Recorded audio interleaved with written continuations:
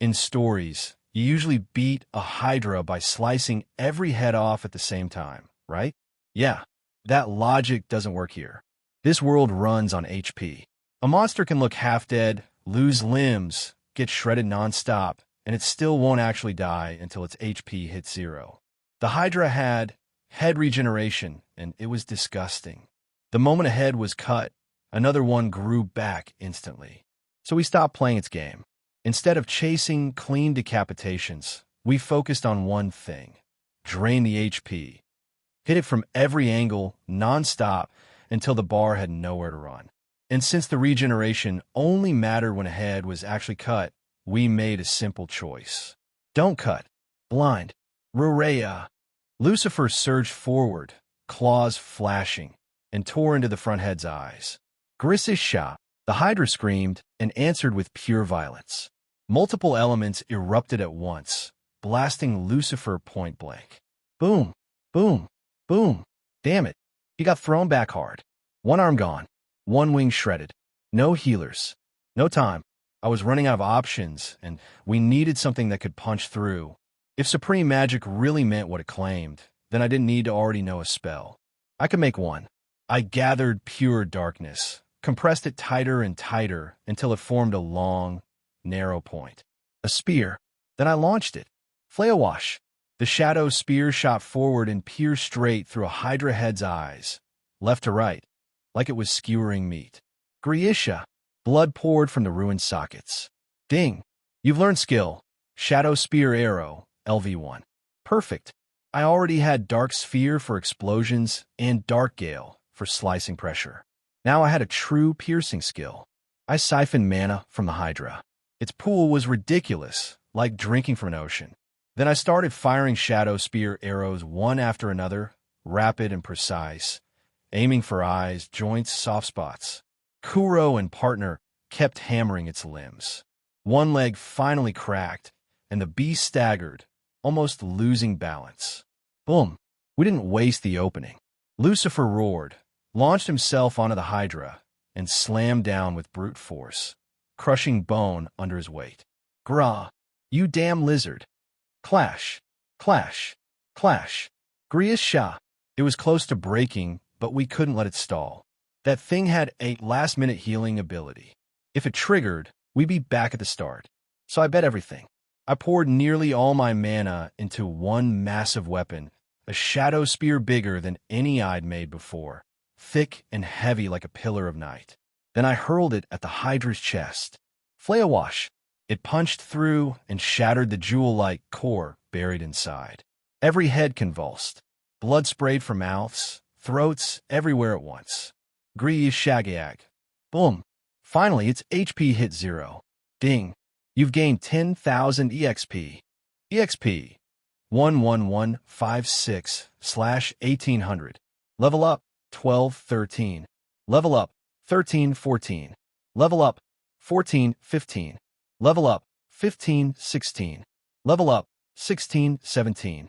EXP 856/2600. You have acquired title skills. Dungeon Conqueror, LV. Big Game Slayer, LV. What? 5 levels. Just like that. 2 titles too. I glanced around, and it looked like I was the only one who got them. Yeah, that's what happens when you land the finishing blow on the dungeon's last boss. Lucifer let out a long breath. Huh, how is that thing so hard to kill? Even undead get drained when they burn too much mana, so the exhaustion made sense. Partner was flat on the ground, barely moving. Kuro looked like he wanted to sleep standing up. They leveled like crazy too. Kuro hit max level instantly. Partner was 1 step away.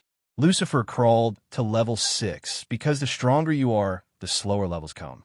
And since leveling healed our bodies, the tiredness felt more like the soul going dull, not actual injury. Still, we couldn't rest. I sensed movement above. Ever since I evolved, life felt like a sixth sense, and right now, it was screaming at me. A group was approaching from upper layers.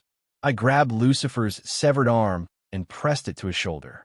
I manipulated phantom force like glue, sealing it in place. Same with the wing. Ding. You've learned skill. Undead healing, LV1. Another skill? Good. I'll take it. even if the mana cost ends up brutal. Move, I ordered. I can feel people coming down. Be ready. We might have to fight immediately. Lucifer clicked his tongue. Damn it. Who now? You said there's a town nearby. Adventurers, maybe. They found my dungeon already. We mounted Kuro and rushed upward. Kuro was insanely fast now, flying through floors like they were nothing. Minutes later, we reached the 10th floor and finally heard voices. Why are there no monsters here? This is weird. Yeah, just ooze and bug juice. Did something come in and eat everything? Wait, if that's true, shouldn't we go report it? Why, yeah, you're right. They panicked and sprinted back up toward the surface. Honestly, not stupid. We reached the top, slipped out, and disappeared into the dark forest without anyone seeing us. For once, life didn't end in another fight. Duke Allen of Afnaria received the dungeon report in the middle of the day. He didn't even bother with small talk. So, he asked, eyes fixed on his assistant. The man swallowed. The first party reached the entrance, my lord, but they found nothing. The dungeon was cleaned out. No monsters, no carcasses, not even scraps. Only traces, bug fluids, and slime ooze stuck to the walls and ceilings. Alan's brows tightened. Nothing at all? Did they reach the final floor? Can they conquer it? No, the assistant shook his head quickly. They refused to go deeper. They reported powerful presences from far below. Their detection artifacts suggest monsters above D rank. E and F rank adventurers can't survive that. Alan leaned back, grimacing. So one stronger monster moved in and ate everything. That's the most likely explanation, my lord. Alan's fingers drummed on the desk. Then his eyes narrowed. Where's Camilla? The assistant hesitated. Camilla, the B-rank adventurer, is currently deployed in Veredictus. There's a monster tied there. Alan slammed his palm down. Damn Hansel, he snarled. Always pulling strings. He steals my strongest blade when I need her most. Duke Hansel, ruler of Veredictus and Alan's younger brother. Alan didn't get along with his siblings. He barely tolerated them. My lord, Hansel paid a very large sum for Camilla's contract, the assistant said carefully. Alan exhaled through his nose, anger still simmering. Fine, then we do it another way. Hire outside adventurers. Or mercenaries. The assistant's face stiffened. My lord, you mean? I mean we send them in until they die enough times to tell us what's inside. Alan's voice was flat. Then we build a proper counterplan. That's barbaric. Alan didn't even blink. Call the mercenary guild. Post a quest. If adventurers want glory, they can go too. I just need information. Why, yes, my lord, the assistant murmured, already looking exhausted. When the man left, Alan rubbed his temples. What a mess. A flutter of wings. A small bat slipped through the open window and hovered near the desk, crimson eyes gleaming like fresh blood. Do you want our assistance, mortal? It asked, voice smooth and amused. Alan clicked his tongue. TCH. We can solve your dungeon problem easily. Night has fallen. Just give the word. I'm not owing you bloodsuckers another favor, Alan snapped. Not after the last one. The bat's eyes narrowed, still smiling. You're refusing a fortune. A dungeon is profit beyond measure. Alan's jaw clenched. Ugh. The bat tilted its head. But fine. Refuse, if you want. Then its gaze shifted toward the town, as if listening. Still, I should mention something. I sensed movement near the edge of your walls. 3 strong monsters are roaming close. Alan's face went pale. What? The bat's wings fluttered once. Let's see how well you handle it alone. And with that, it vanished into the night. Wait, Alan shouted too late. Damn it, more monsters. Cold sweat slid down his back. He rushed out of his office, barking orders for his assistant to assemble a night brigade and prepare the town's defenses immediately. Above the forest, the bat glided silently, watching the dark shapes drifting near Afnaria. That scent, it licked its lips. Undead. Then it scoffed, almost bored. My lord told me not to interfere anymore. If humans want to drown in their own pride, let them. A low chuckle. Cuckoo. And it flew away, leaving the town behind. We spent half a day moving through the forest, mostly scouting and resting. After that Hydra fight, None of us had the energy to sprint around like heroes. Night came fast, and during that time, Kuro evolved again. He'd hit max level from the Hydra's EXP, and now he looked different. Larger, more muscular.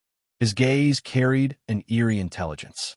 Gold markings spread across his body like living runes. But when he shrank back down, he could still pass as a cute black cat, which honestly felt unfair. I checked his status out of habit. Name, Kuro. Race, Undead Darkness Cat Chimera. Level 125. Rank D. Status, Happy. HP, 235 MP, 122. Attack, 275. Defense, 110 Magic, 215 Agility, 250. He'd jump straight into D rank. That's not pet cat territory anymore. That's Town Guard's worst nightmare. He'd also gained new skills. Evil Eyes of Petrification, LV1, not fully lethal yet, but scary even at level 1. Shadow Mane, LV1, a mane of shadows he can control, plus a small pocket space inside it. Intimidation, LV1, pressure that can freeze weaker enemies on instinct. Roar, LV1, a shockwave attack triggered by sound alone. Yeah, Kuro was becoming a walking disaster. By the time we reached Afnaria, I was crouched near the outer walls, watching the town from the darkness. There were a lot of people inside, humans everywhere. And mixed in, I spotted pointy-eared elves, a few short and broad dwarves, and what looked like halflings. So it wasn't just a human kingdom-type setting. Good to know. My goal was simple. Find a library, steal information, figure out where the hell I was, and plan my next move. The problem was also simple. I'm a ghost, an undead, a walking horror story. How exactly do I stroll into town and ask where the books are? Luckily, night helped. Darkness felt natural to me now. Most citizens were indoors. Guards were fewer. The streets were quieter. I decided to leave my team outside the walls while I slipped in alone. Come back soon, Lucifer warned. And don't you dare get lost. Does he think he's my father or something? Hey everyone, Firescale Audiobooks here. If there's a novel you'd love to hear more of, you can support us on Patreon or Ko-fi. Depending on your tier, I'll make extra parts just for the stories you're most excited about. Usually I can only upload 4 to 5 parts of each novel, but with your support, we can go beyond that. And of course, don't forget to hit subscribe. It helps more than you know. As I sneaked across the streets of this town, I heard some people walking around, so I hid with Shadow, Sneak, utilizing the shadows of the night. Have you heard the news? Oh yeah, the dungeon that spawned. They said that there was a big D-rank monster there that ate all the other monsters. Man, what the heck is wrong with the Night Brigade? Can't they move their asses and exterminate that thing already? D-rank monster? Wait, dungeon. Lucifer's dungeon? I see. So the guys we heard running away already informed the town.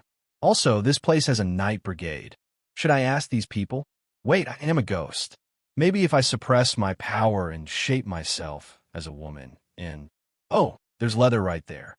I take a leather piece that is covered in some nasty stuff I found in an alley and then slowly approach the 2 guys talking near a bar. Can you tell me what's the name of the tuon? The 2 men slowly move their faces to glance at me. Pretty please. Their eyes are suddenly filled with utter fear as their eyes turn black, and foam begins to rise from their mouths. GG Ghost. Gaiowa. Boom. The 2 cried in fear and fell onto the ground, unconscious. Ding. You've gained 300 EXP. EXP. 1156/2600. One of them died out of fear. You gotta be kidding me. Am I that scary? Wait, was that my abyssal body's effect? What happened? Someone cried. Oi. Shit, people are finding out. Shadow Sneak. I quickly dived into the shadows and rushed away. I better not ask any humans ever again. I seem to be lethal just by talking to them. Jeez, how are they so weak? I mean, seriously? Maybe I am too strong? I need some way to suppress my scary aura. But he gave me 300 EXP, and he looked like an average guy. He didn't even have any noteworthy skills. And his stats were abysmal compared to a monster that could give me that amount of EXP. How strange. Are humans naturally juicy in EXP? Are they born as EXP bags? Or maybe, as a monster, I get more EXP by killing humans? Huh. Anyways, this wasn't my mission.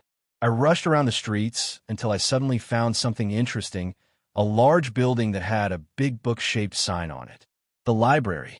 Somehow, I can talk and even read this world's language, which was probably from my knowledge while I was alive. I entered the library, which was closed, through trespassing the walls like the amazing ghost I am. Being a ghost is pretty cool, by the way. You can just phase through anything. Through my natural dark vision, I looked at the library's interior and began to see the piles of books lined up on the shelves. Oh damn, so many books. Wait, why do I have to sit here? I could just steal everything. I opened my inventory and began throwing every book I saw inside. Yeah, don't mind me. It's just books. Hee. I emptied the entire library in just a few minutes. I love to read books, so this is amazing loot for me. Now, what else? I might as well steal these pens, papers, and is this a watch? I threw it inside anyways. And done. I quickly sneaked outside as I had already acquired what I wanted.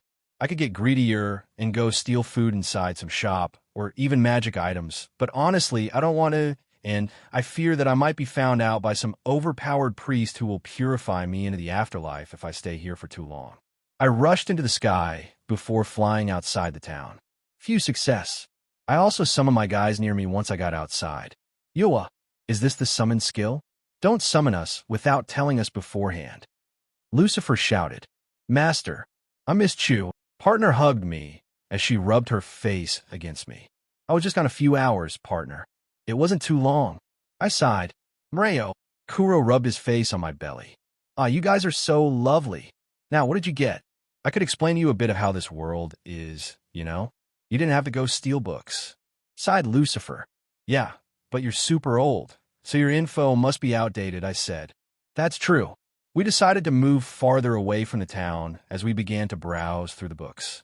The Secrets Behind Magic, Top 10 Best Fire Magic Tips for Beginners. How to Raise Your Giant Bird. Lingerie for Witches, 60 Shades of White. So many literature books and magic teaching texts. I mean, they look interesting, but it's not what I want. I sighed.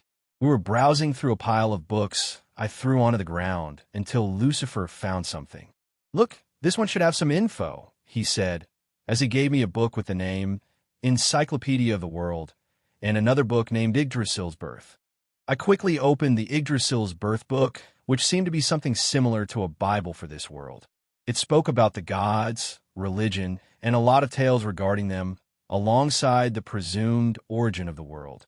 Encyclopedia of the World spoke about the known world, the continents, countries, and even endemic life, tribes, and races.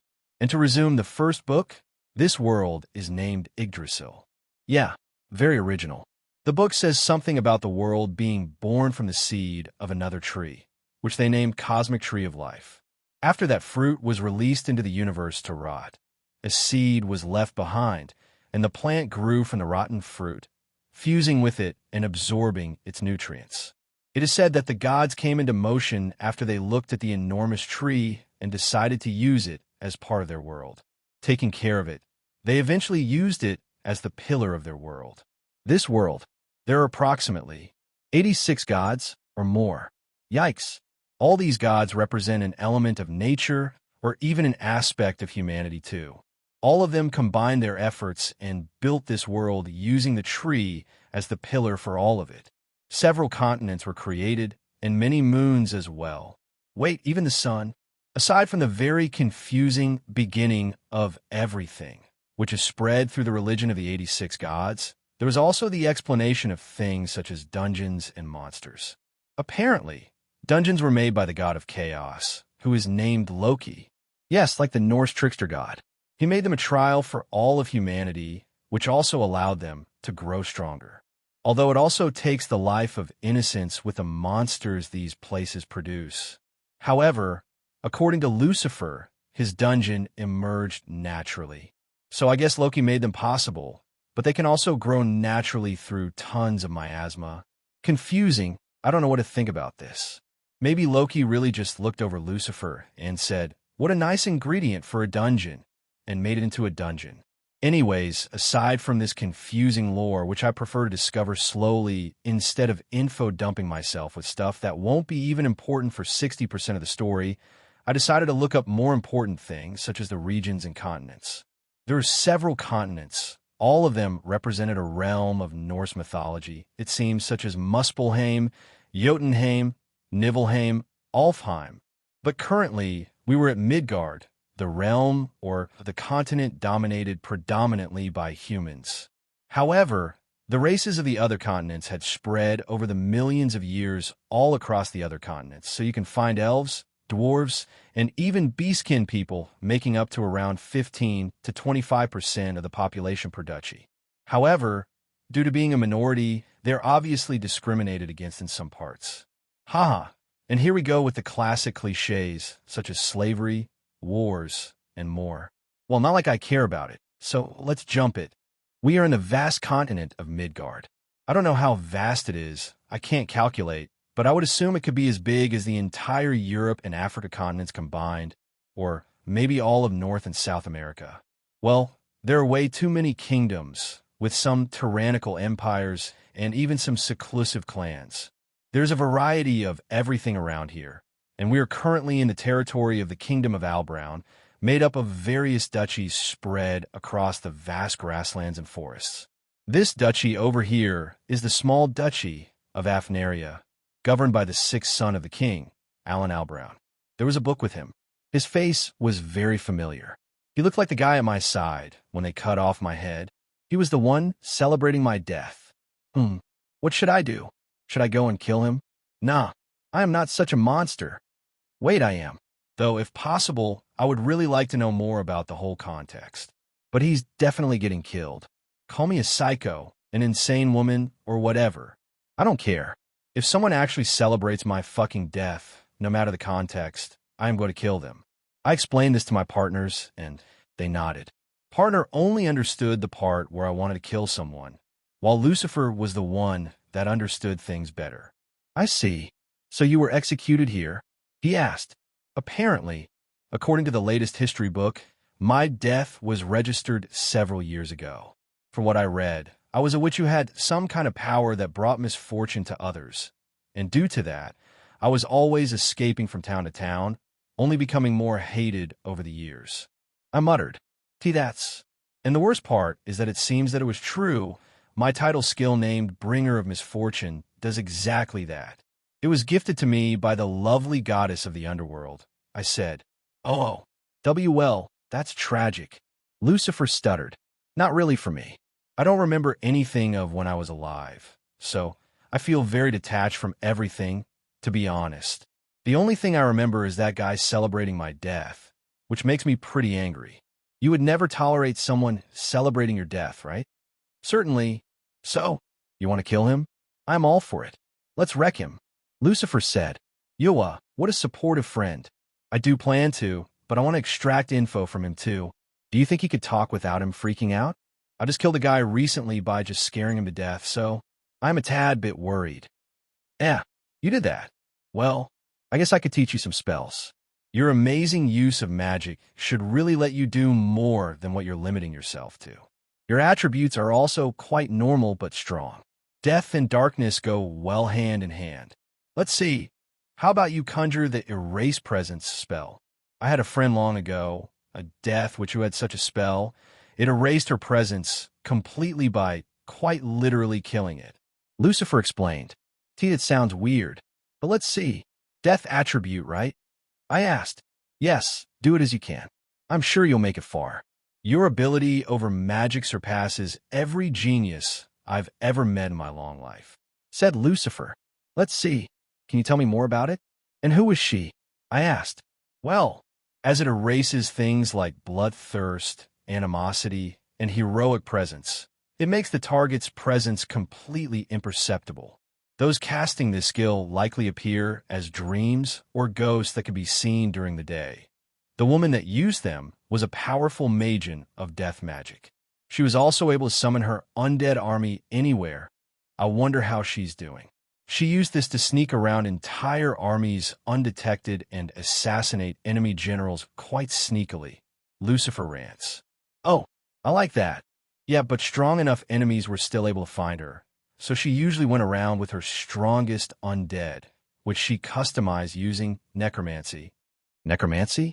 That's a skill. Indeed, oh? You made it already. Yeah, I did. Ding. You've learned the Erase Presence. LV1 skill. Damn, I guess I am amazingly talented at magic. All thanks to my awesome cheat. Supreme Magic. I only had to die buried by books and filled with sorrow and regrets to get it. How easy. What's the difference between stealth and Erase Presence? Isn't the latter a better version? I asked. Not really. Erase Presence erases your presence, the presence you emanate naturally, such as bloodthirst, intimidation, and heroic will, but it doesn't let you stealthily move around, nor does it let you become more proficient at hiding. I suppose both skills are connected, and if you could get camouflage as well, you could make a killer combination, but they are different enough to be different skills. So, did my presence go away? I asked. Indeed, the abyssal darkness within you that even made me a bit wary has almost completely disappeared. It was very strong, said Lucifer. Oh, maybe abyssal body had to do with it. I said, abyssal body? Wait, so you're not a darkness ghost? Asked Lucifer. Haha, no, I am an abyssal ghost queen. I confessed. What? I have never.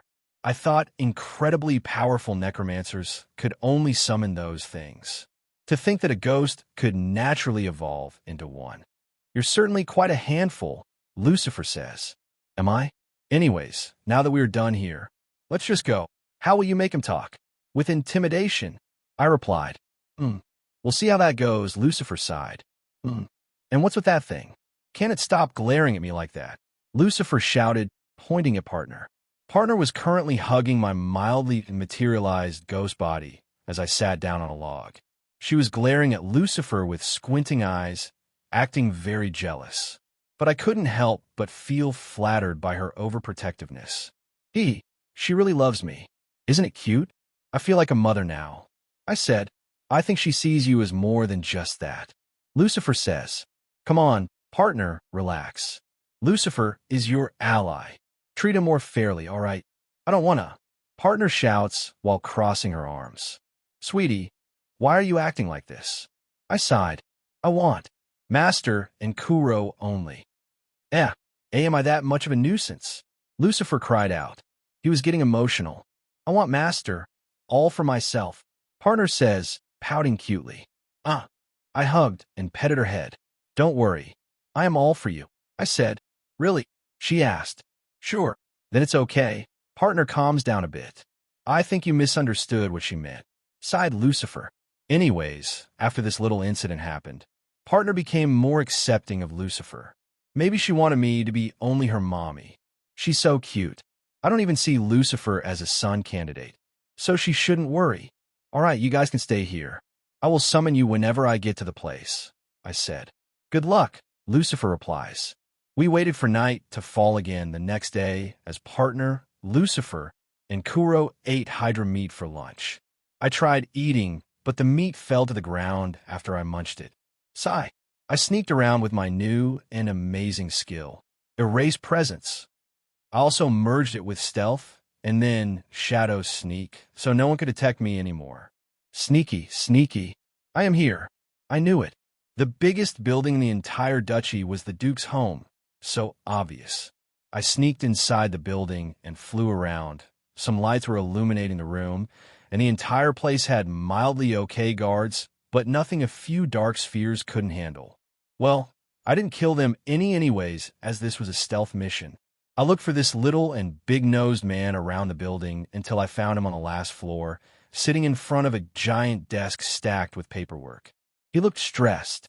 Ugh, so much paperwork. He groaned. Damn, he already looks like he's getting punished well enough. At the very least, I need to know the full story. I confronted him as I provoked the light bulbs to burst. Boom! I expanded my shadows into the entire room and created what I call a shadow domain. It was completely soundproof from the outside world, so it was a fitting title. What's going on? Alan cried out in surprise. Hello there. Do you recognize this face? I asked, materializing from the darkness into the shape of my human form, although I was still rather translucent and pale. Erase presence helped him not die out of horror. Gry, GG ghost, cried the man. Yeah, I'm a ghost now. Do you remember this face, Duke? The Witch of Misfortune? I asked. Yeah. Alan was breathing heavily. I think he might succumb to a seizure at any moment now. He opened his mouth wide as he realized who I was. Maria Fuentes Bells. T the Dark Witch. You're back. And no, it can't be. Your soul has become a ghost. And so powerful. Such strength, it could even destroy the entire city. Alan cried out with pure fear. Yeah, long story short, stuff happened. Anyways, I wanted to ask you a few little things. Come out, guys. I summoned my party just in case and placed them around me. Alan was also just as shocked, especially by Lucifer's power. T this. What is that? A Magian? He asked. I'm a fallen dragon. Thank you very much, Lucifer replied. Kill? Partner asked. Not yet. I approached Alan as I touched his chin with the tip of my black nail. Now, you sly-faced bastard, tell me a few things. Why was I killed? And who was I? Tell me everything, and I might consider forgiving your life. And even more, giving you a little gift, I said. A little gift? Well, if you tell me honestly. Why, yes. I don't know why you don't remember your past, but you were known as the Dark Witch. Wherever you went, you spread misfortune everywhere. Although most of it ended being plots made by aristocrats and enemies of your family. I myself ended colluding with them, and with their help, we apprehended you and used your death as a way to take a hold of the masses. I had no other option. If I didn't cooperate, they would have targeted my family and me.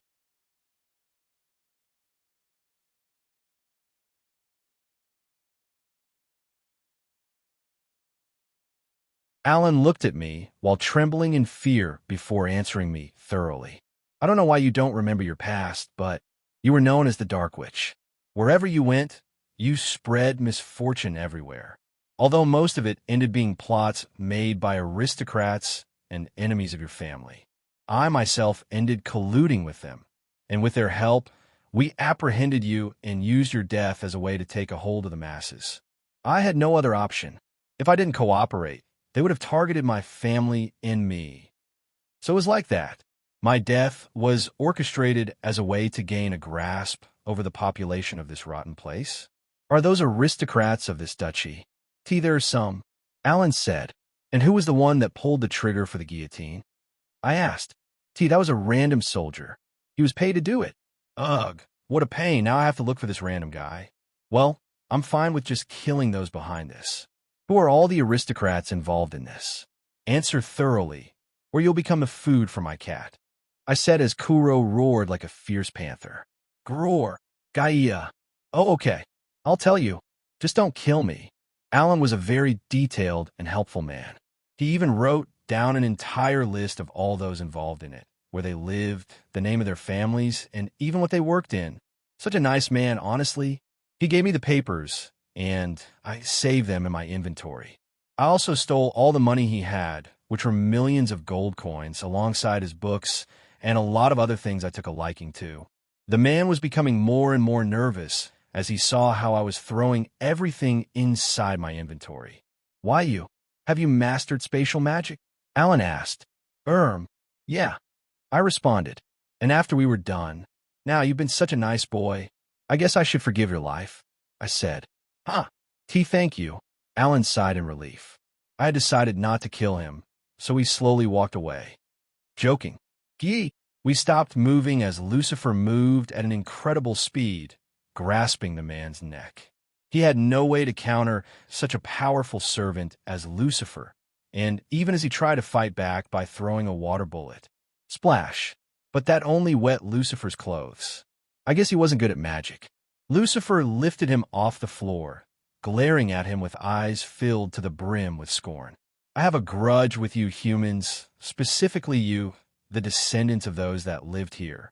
Your ancestors took our young, and even the Demon King's daughter. You filthy and dishonorable race of monkeys.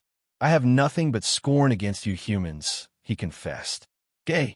W, what are you talking about? Alan cried out. What happened? I asked Lucifer. I wanted to know more. However, Lucifer fell silent, as he didn't answer. I guess he doesn't want to tell me. All right, kill him, I said. He smiled maliciously before his face suddenly began to shape-shift into the monstrous jaws of a dragon. Alan glanced at the abyssal maws of Lucifer, filling his being with fear. Wait it. I will feast on your flesh and blood, laughed Lucifer as he ate the entire duke in a single bite. Crunch, grai regageg. His last agonizing cry was heard inside of Lucifer's jaws as he used his sharp teeth to triturate his entire body while he was alive. After a few bites, he crushed him into minced meat and swallowed it all. Afterward, he turned back to his humanoid form. Ugh, such a disgusting taste, he muttered. Well, that was something. I was planning on killing him myself, but I guess you had more joy out of it, I said. Indeed, it did feel good. Now, what shall we do? Do you want to go on a hunt? Asked Lucifer, cleaning the blood off his lips. He looked sexy, I have to admit it. I saw the Duke's soul wandering in the room, though. He seemed horrified and traumatized by his death. However, he couldn't speak, as he seemed to have become something akin to a zombie. Here's his soul. Want to eat it? I asked. No, eating a soul is a taboo, Yach.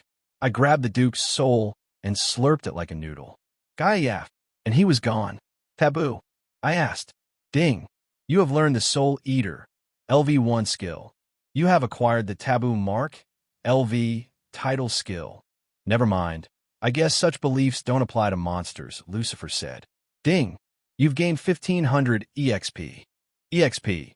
2656/2600. Your level has increased from level 17 to level 18. I even got EXP and 2 skills from eating this bastard. Nice, a double prize. And ugh, I think I got his memories. So annoying. I'll move them away and archive them as folders into my mind, so they wouldn't influence me. And done.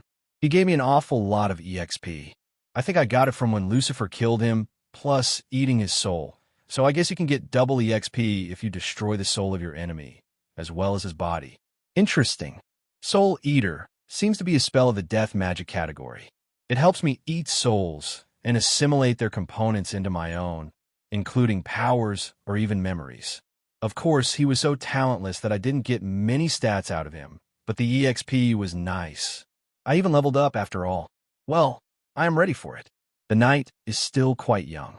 Let's go on a hunt. I shouted. Very well. Hunt. Hunt. Partner chanted. Mreo. After that, I decided to make some spells that could help me carry them around with me aside from summon.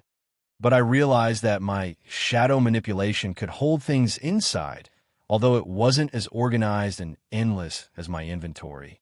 And then, with my cheat supreme magic. Ding! You've learned the shadow storage, LV1 skill. Hee. Hop in. Everyone jumped into my shadow before I carried them around while I moved in the darkness of the night using Shadow Sneak. I looked at the sunrise from the horizon. It had been around 5 hours since we finished our work in town. We spent the 5 hours after killing Alan hunting down the 3 aristocrats that conspired with him into this whole ordeal.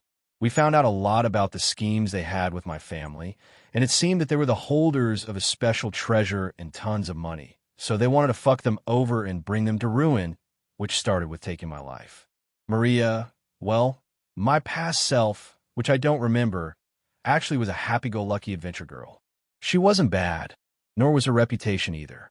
She was also heroic and charismatic, going around town to town after defeating monsters and diving into dungeons with other adventurers. She had even become a D-rank adventurer and was soon raised into a C-rank adventurer. But everything went downhill when one of her party members died in an accident, and another party member blamed Maria for her curse, something only a few knew about as she was born with it. The guy that blamed her seemed to have been a close aristocrat kid of her childhood. To think that due to him, her death would be orchestrated till the very end. It just feels so bitter knowing I cannot even remember my past. Yet, I'm also relieved I don't remember it, or I wouldn't really be the same as I am now. So many tragedies. It's been years since I died, and my family was caught in the aristocrats' plans and walked right into their hands. My family was assimilated into them, and they got their hands on my family's enormous wealth and treasure, which was said to be something left by the dark god, a fragment of evil which was sealed long ago by heroes. Apparently, my family are descendants of heroes. Sheesh. The last thing they knew about my parents is that both died in an accident while traveling to another duchy. A group of bandits assaulted them and killed them. The corpse of my mother was found violated and disfigured with punches and kicks all over her body. My father had his limbs cut off and was burned alive. Even though I don't remember them, I can't help but feel a wave of unquenchable wrath. Rotten. Lucifer was right. All these bastards.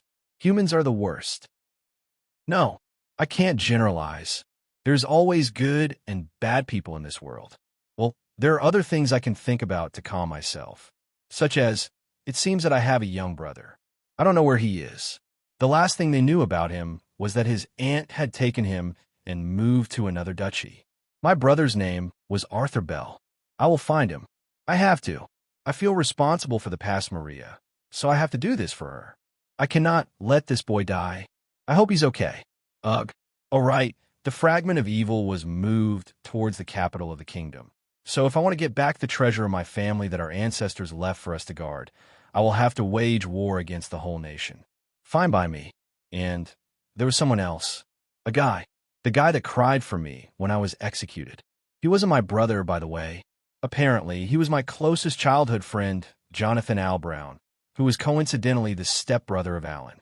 His whereabouts are unknown, but it was said that he mourned my death every day and came to visit my grave regularly. He used to be a bright man, but after my death, he changed. He disappeared 2 years ago. Some had said he wanted to find a way to revive me. This whole scheme against my family was bigger than I thought. It didn't simply involve a group of aristocrats. It even involved the king and the royal family. All for this damn fragment of evil. You damn bastards. I'm going to burn this kingdom to the ground, I muttered. Lucifer looked at me expressionlessly. So you decided. Indeed. Burn. Let's burn it all. Partner cries out. Ack. Let's calm down for now. We had already run away from the duchy and were resting far away in a very open forest, sitting on a log. Lucifer, Partner, and Kuro were enjoying roasted wild boar, an E-rank monster we hunted just now. I gained EXP from slaughtering the other 2 aristocrats and eating their souls as well.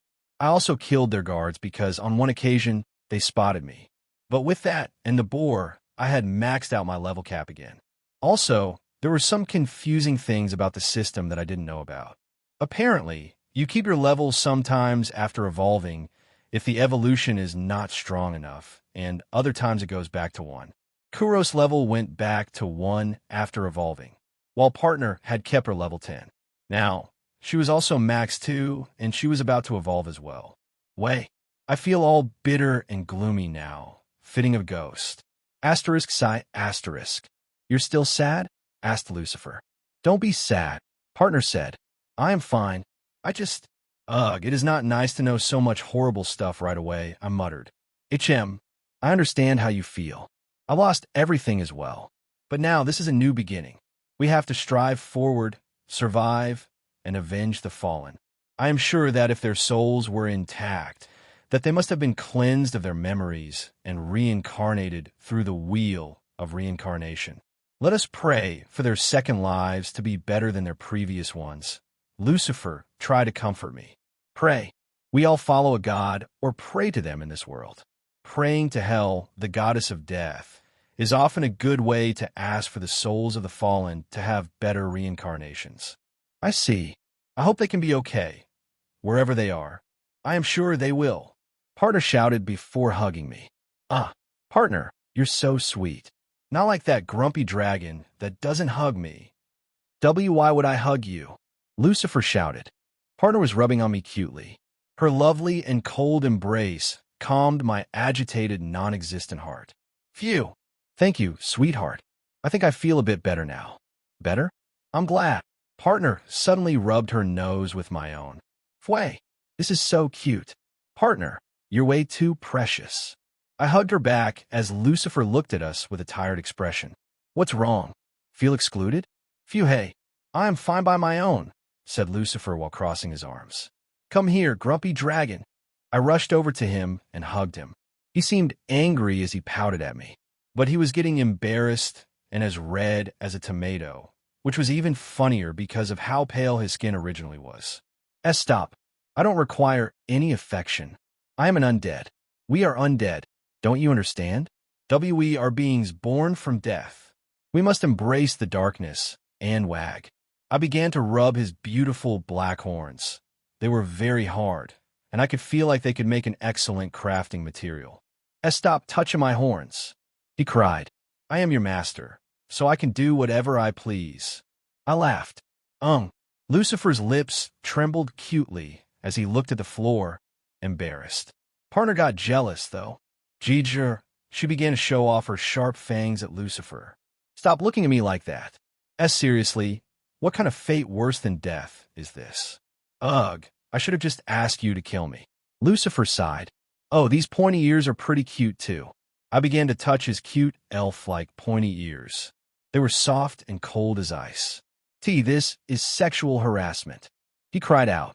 Phew, there's no law for the dead. After teasing the prideful dragon for a bit, I decided to evolve.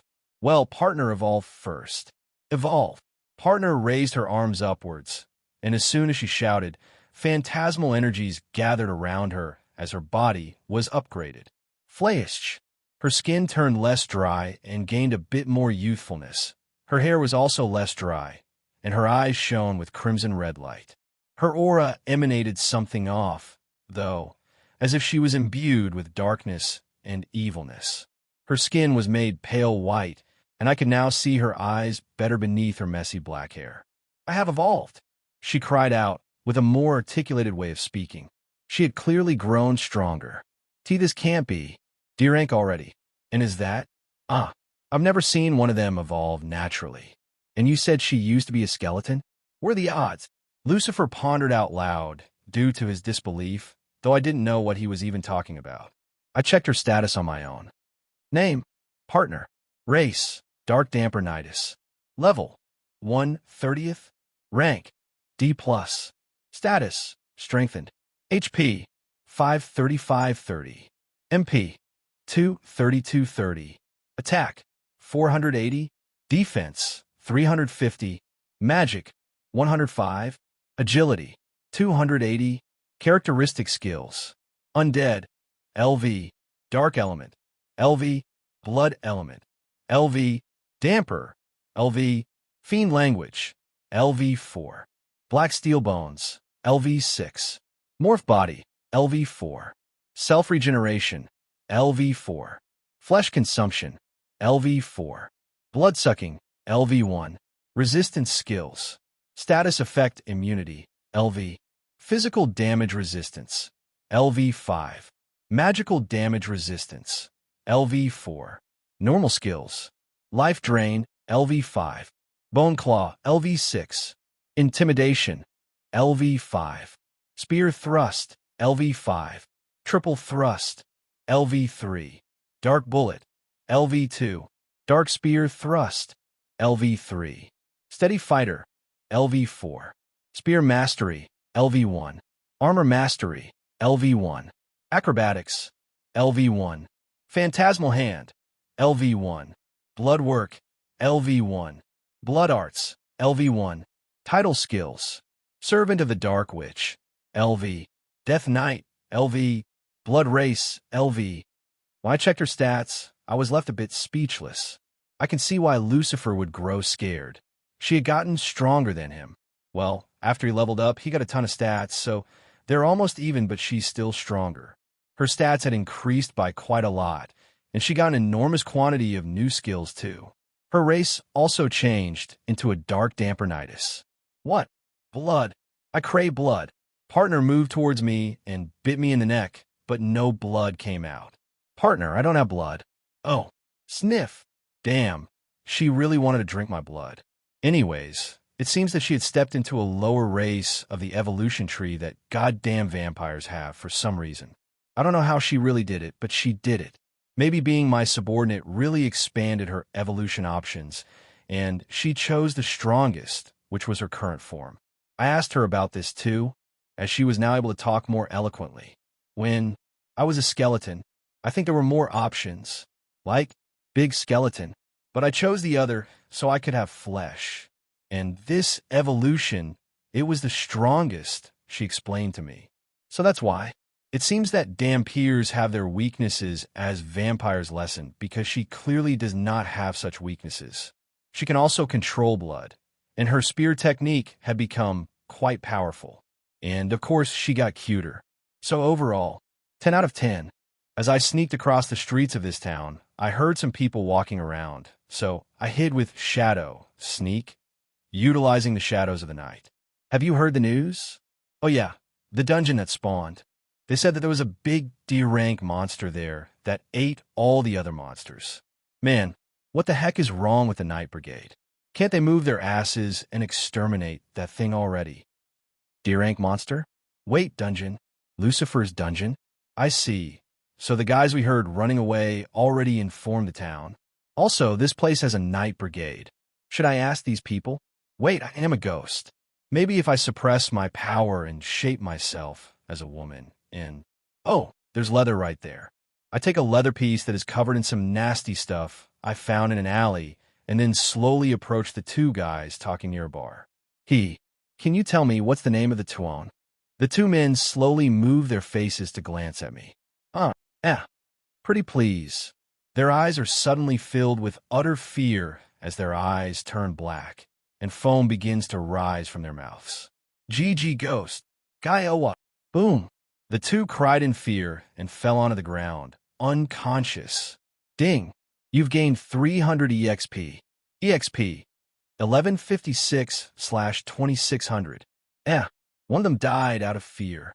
You gotta be kidding me. Am I that scary? Wait, was that my abyssal body's effect? What happened? Someone cried. Oi.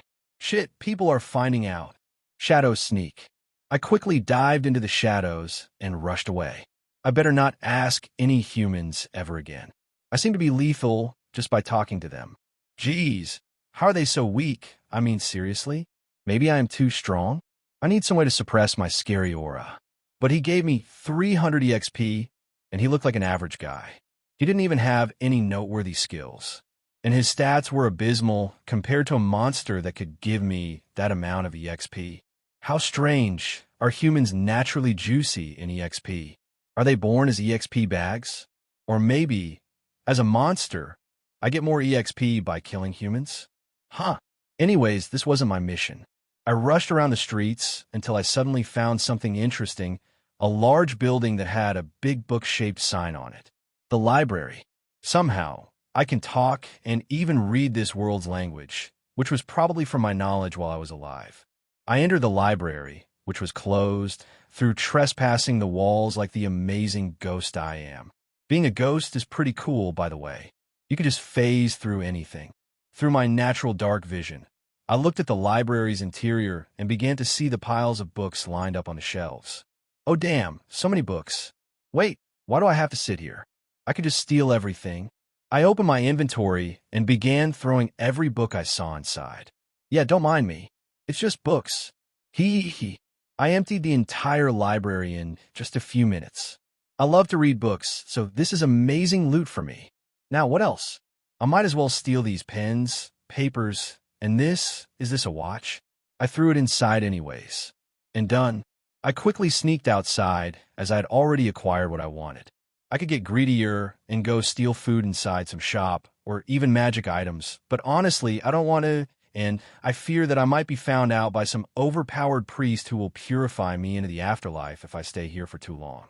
I rushed into the sky before flying outside the town. Few success. I also summoned my guys near me once I got outside. Yoa, is this the summon skill? Don't summon us without telling us beforehand. Lucifer shouted. Master, I missed you. Partner hugged me as she rubbed her face against me. I was just gone a few hours, partner. It wasn't too long. I sighed. Mreo. Kuro rubbed his face on my belly. You guys are so lovely. Now, what did you get? I could explain to you a bit of how this world is, you know? You didn't have to go steal books. Sighed Lucifer. Yeah, but you're super old, so your info must be outdated, I said. That's true. We decided to move farther away from the town as we began to browse through the books. The Secrets Behind Magic, Top 10 Best Fire Magic Tips for Beginners, How to Raise Your Giant Bird, Lingerie for Witches, 60 Shades of White. So many literature books and magic teaching texts. I mean, they look interesting, but it's not what I want. I sighed. We were browsing through a pile of books I threw onto the ground until Lucifer found something. Look, this one should have some info, he said, as he gave me a book with the name Encyclopedia of the World and another book named Yggdrasil's Birth.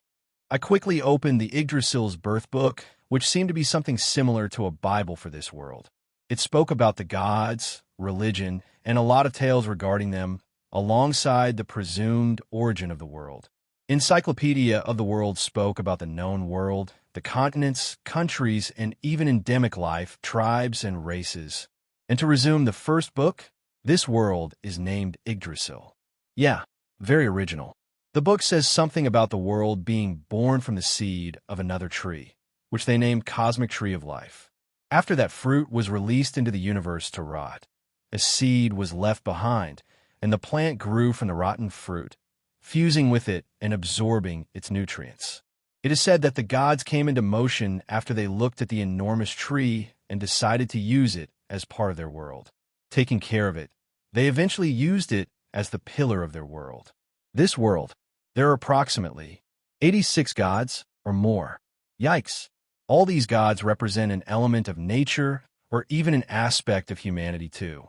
All of them combined their efforts and built this world using the tree as the pillar for all of it. Several continents were created, and many moons as well. Wait, even the sun? Aside from the very confusing beginning of everything, which is spread through the religion of the 86 gods, there was also the explanation of things such as dungeons and monsters. Apparently, dungeons were made by the god of chaos, who is named Loki. Yes, like the Norse trickster god. He made them a trial for all of humanity, which also allowed them to grow stronger. Although it also takes the life of innocence with the monsters these places produce. However, according to Lucifer, his dungeon emerged naturally. So I guess Loki made them possible, but they can also grow naturally through tons of miasma. Confusing, I don't know what to think about this. Maybe Loki really just looked over Lucifer and said, "What a nice ingredient for a dungeon," and made it into a dungeon. Anyways, aside from this confusing lore, which I prefer to discover slowly instead of info-dumping myself with stuff that won't be even important for 60% of the story, I decided to look up more important things, such as the regions and continents. There are several continents. All of them represented a realm of Norse mythology, it seems, such as Muspelheim, Jotunheim, Nibelheim, Alfheim. But currently, we were at Midgard, the realm or the continent dominated predominantly by humans. However, the races of the other continents had spread over the millions of years all across the other continents, so you can find elves, dwarves, and even beastkin people making up to around 15 to 25% of the population per duchy. However, due to being a minority, they're obviously discriminated against in some parts. Haha, and here we go with the classic cliches such as slavery, wars, and more. Well, not like I care about it, so let's jump it. Legs finally came out as my pale white skin surged amidst my abyssal soul. My eyes were crimson red, and my hair was long and silvery white. Damn, I'm quite pretty compared to my previous life. Why you materialized? Lucifer stuttered. Foo-foo, bear witness to my beauty, dragon. I materialized in front of my companions as Lucifer exclaimed in surprise. Such a realistic materialization. Your phantom has truly become like flesh with your appearance. You resemble an albino woman, or perhaps a vampire? Oh, is that so? How about my beauty? Do you feel like you want to fall to your knees and praise my beauty? I teased him. Will you stop already? He sighed while face-palming. Partner, on the other hand, had her eyes shining brightly. Wow, master, so pretty. Mreo. Nkuro recognized my beauty, of course. Not like that Sunder Dragon. Okay, maybe it wouldn't be good to be so arrogant, but I definitely look like a beauty, compared to my previous life, which looked like an ugly and nerdy girl. I really do look super hot now. Can a girl be happy and prideful of her dazzling beauty? Well, more like abyssal beauty, though darkness continues to overflow from my body even as I materialized. Being a Pandora really gives you a different vibe. My body naturally wraps a black and red dress around my body. It is also the materialization of my own phantom. It seems that I can produce basic clothes with it and change them around whenever I want. I ended up deciding on some sharp black heels to kick someone with one of these days. I also made them as hard as possible. And done. I look quite lovely. It feels as if I was creating an avatar for an online game, but this is real life, I guess. Once again, I'm really quite pretty. Master cute. Partner hugged me as she called me cute and rubbed her nose on mine. My materialization also helps me feel things more now, as if I really had skin. Her cold body really is quite soft after she evolved. Soft. Partner began to squeeze my materialized breasts, which I had made quite big for some unknown reason. Asterisk cough, asterisk. Totally not, because I was very flat in my previous life. Cough, I muttered under my breath. Suddenly she squeezed a bit harder, making me jump. Partner, don't do that. It's kind of weird. Weird. You can also touch me. Partner exclaimed. Ugh. This might prove to be an exciting experience. I moved my hands to Partner's breasts and gave them a little squeeze. They're indeed quite soft. Will you two perverts get a room? Lucifer spoils the fun, as he calls us perverts. We are not perverts. We're just experimenting with our bodies. It is totally normal, I refuted. Partner nodded intensively while crossing her arms. Normal. Meow. Kuro seemed disappointed in us. How? Asterisk. Anyways, now that we're done with this, we should really get going to the next place. We already killed 3 of your targets here. How many are left? Lucifer asked. My targets were all the aristocrats involved in my death and the death of my parents.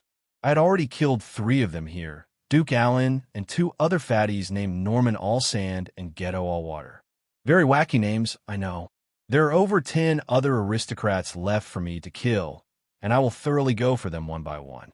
They live in different duchies around the kingdom, but we can go on a zigzag road up until we reach the capital. If they are in their duchies, it shouldn't be hard to kill them. Royalty and aristocrats are often spoiled and rich, so they don't go to kill monsters, nor develop their abilities or level up like humans do, who even have a job system instead of an evolution system, which is pretty different from monsters.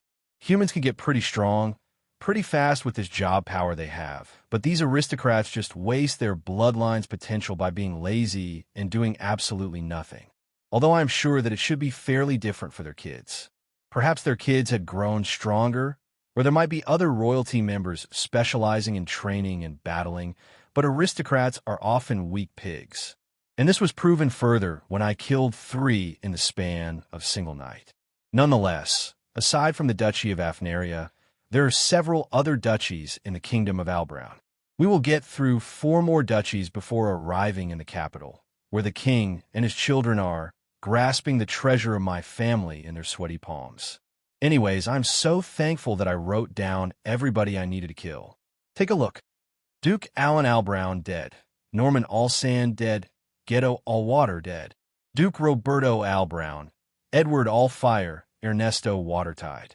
Duke Hansel Albrown, Elon Asshat, Edgar Tactile. Duke Gastron Albrown, Alberto Nosotros, Terrubiera.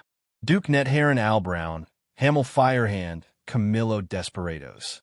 Every duchy has one of the sons or grandsons of the king. Usually they're closer to princes, so I actually just ate the soul of the Prince of Albrown on Allen. Oops. Anyways, alongside the dukes, there are usually 2 big shots who are the owners of guilds, such as the Adventurer Guild or the Merchant Guild. The 2 pigs I killed were the owners of such places. The rest of their families were not to blame, so I hope they can handle things by themselves. Oh right, and to make it clear that they died, we left some of their bones, which Lucifer vomited after eating them, and their clothes. That should be enough evidence, so they don't go looking for them. Yeah, it's disgusting, but it works and it's effective. Maybe I should just eat their souls next time and not let Lucifer eat them. He did say they were disgusting and tasted terrible. I don't want to let my dragon get sick by eating shit. Anyways, according to the maps we got now, our next duchy is the Duchy of Benetina, crossing to the south. All the other duchies are to their side in a zigzag road where trading merchants travel through with their caravans. There are some random villages around these places, alongside dungeons and particular areas filled with monsters named haunts, which means we can grind EXP on our journey. Onward to Benetina, then. You didn't answer my question. Oh. After explaining to Lucifer and everyone about my plan, they all seemed to agree with it. To Benetina we go then. And sure, it would be better if you just ate their souls so the dead body can be found more easily. I also would prefer to eat a more delicious human next time, perhaps something like a strong warrior. Said Lucifer, I don't like your tendencies of eating humans. Did you eat humans when you were alive? I sighed.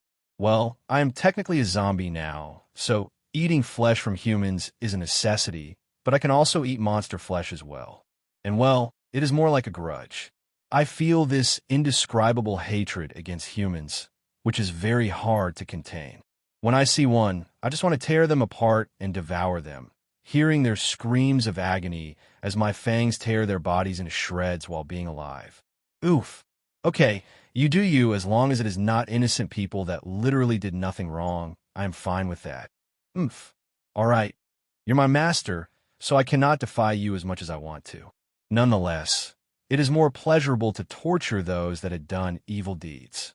After all, the corrupt aristocrats of this kingdom and the alliance of kingdoms of humans were the ones that took our children as prisoners, forced us to surrender, and then slaughtered them in front of our very faces, Lucifer said. I see, I responded. Huh, never mind me, Lucifer sighed. He seemed pretty troubled, and I kind of wanted him to open up to me, but forcing the situation would be bad for his mental stability, so I will let him slowly open up to me naturally rather than just forcing him by giving him a command. I hope that we can find somewhere to be happy one day, I muttered. You're oddly optimistic for someone that died so terribly. I suppose missing your memories perhaps has made you this way. Lucifer sighed once again. True. I won't force you to tell me anything. You will decide when you want to share more of your past. All right. Sorry, perhaps I went too far there. And thank you for being understanding. Despite being an oddball, you're also quite a decent former human. Lucifer complimented me. Oh, really? Yes. Master's pretty nice. Partner said beside me. So what's your story? Lucifer asked, talking to Partner. Story? I am Master's servant. Partner replied, as if it was the most obvious answer in the world. You don't remember your previous life? Previous life? Partner asked, confused. Well, you see, Partner is my skeleton. I made her into an undead, and her soul was created through the overaccumulation of phantasmal energy, and therefore it is a new soul and not one that belonged to someone before, I explained. Oh, so she was such a being. Wait, your skeleton? Lucifer asked in disbelief. Yeah, I didn't want to leave it abandoned. It was the only thing I had left, you know? So I just made it into a partner. You're really unbelievable sometimes.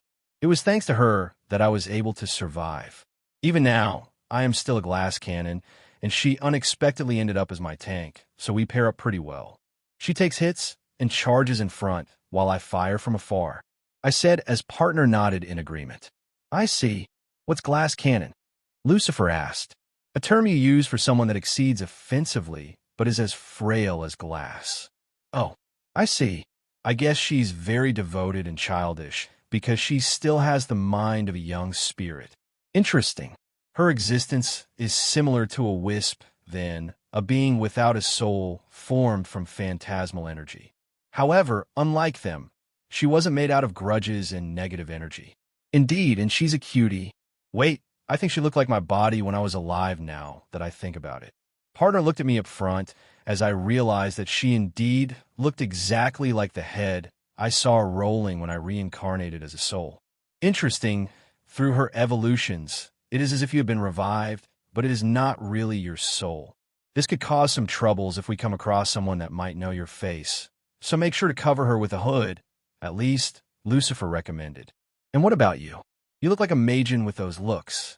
Hold on. Look. Lucifer suddenly changed appearance. His horns disappeared, and his eyes looked less dead, while his skin seemingly filled with the vitality of youth. Wow, this is the power of morph. Lucifer laughed. I guess you're a shapeshifter. Oh, can you take the form of a little dragon companion so I can summon you for battle like my monster pet? I asked. No, I wouldn't want that. And no, I cannot take such a small form. Ugh, I guess my dream of having a Charmander is gone. Huh, you always talk so much nonsense. I suppose this trip won't be as boring as I initially thought, Lucifer muttered. Hey, finally getting softer with me. I asked. Never mind. I guess he doesn't respond well to teasing. The area that covers the entire duchy of Afnaria is an enormous forest named the Dark Forest. Lesser haunts and other monsters often inhabit it, but they're mostly weak, usually around G rank or F rank at most. Due to this, adventurers in Afnaria go to train and level up their first jobs in these outskirts of the duchy, collecting the monsters' corpses, the mana stones inside, and other things to sell in the Adventurer Guild. This forest took around 3 days to get out of, despite us going at fast speed on Kuro's back. When we reached the outskirts of the forest, we were greeted by a beautiful and near-endless sea of grass, named the Vast Grasslands, which extends across hundreds of kilometers. All the duchies we are visiting are located past this point. From what I read, tribes of beastkin and even demons live around these grasslands, often as nomads. Also, we had gone through the forest side because if we went through the road, we would risk getting caught by some passerby. The sun was shining brightly atop the sky, and we were being bathed in it, but none of us was affected. It seems that the sunlight is no problem. We can't hide so well in such a place. Lucifer muttered. We'll go through the road then. The place looks nice. We can have a picnic from time to time, too. I try to bring up the bright side. Picnic? In the middle of the road? We walked through the road at a fast pace as Kuro was pretty nimble, and as an undead, he was also tireless. Bathing in the warmth of the sun, a cold breeze brushed against my face. Oh, this feels nice. It makes you just want to forget about everything and just have an adventure. Well, we are technically having one. What's that? Lucifer suddenly points at a group of people in front of the road who are next to 3 large caravans being attacked by little green guys. Ho!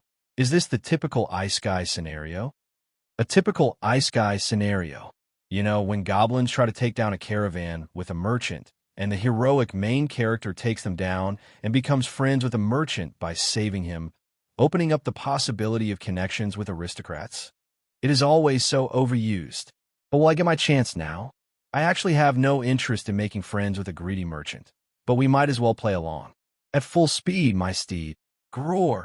Kuro releases a loud roar as he begins to rush down the road in the middle of the grasslands, the caravan right in front of us. Oi, are you kidding me? You're going to help humans? Just let them die. I bet those goblins are just hungry, Lucifer said.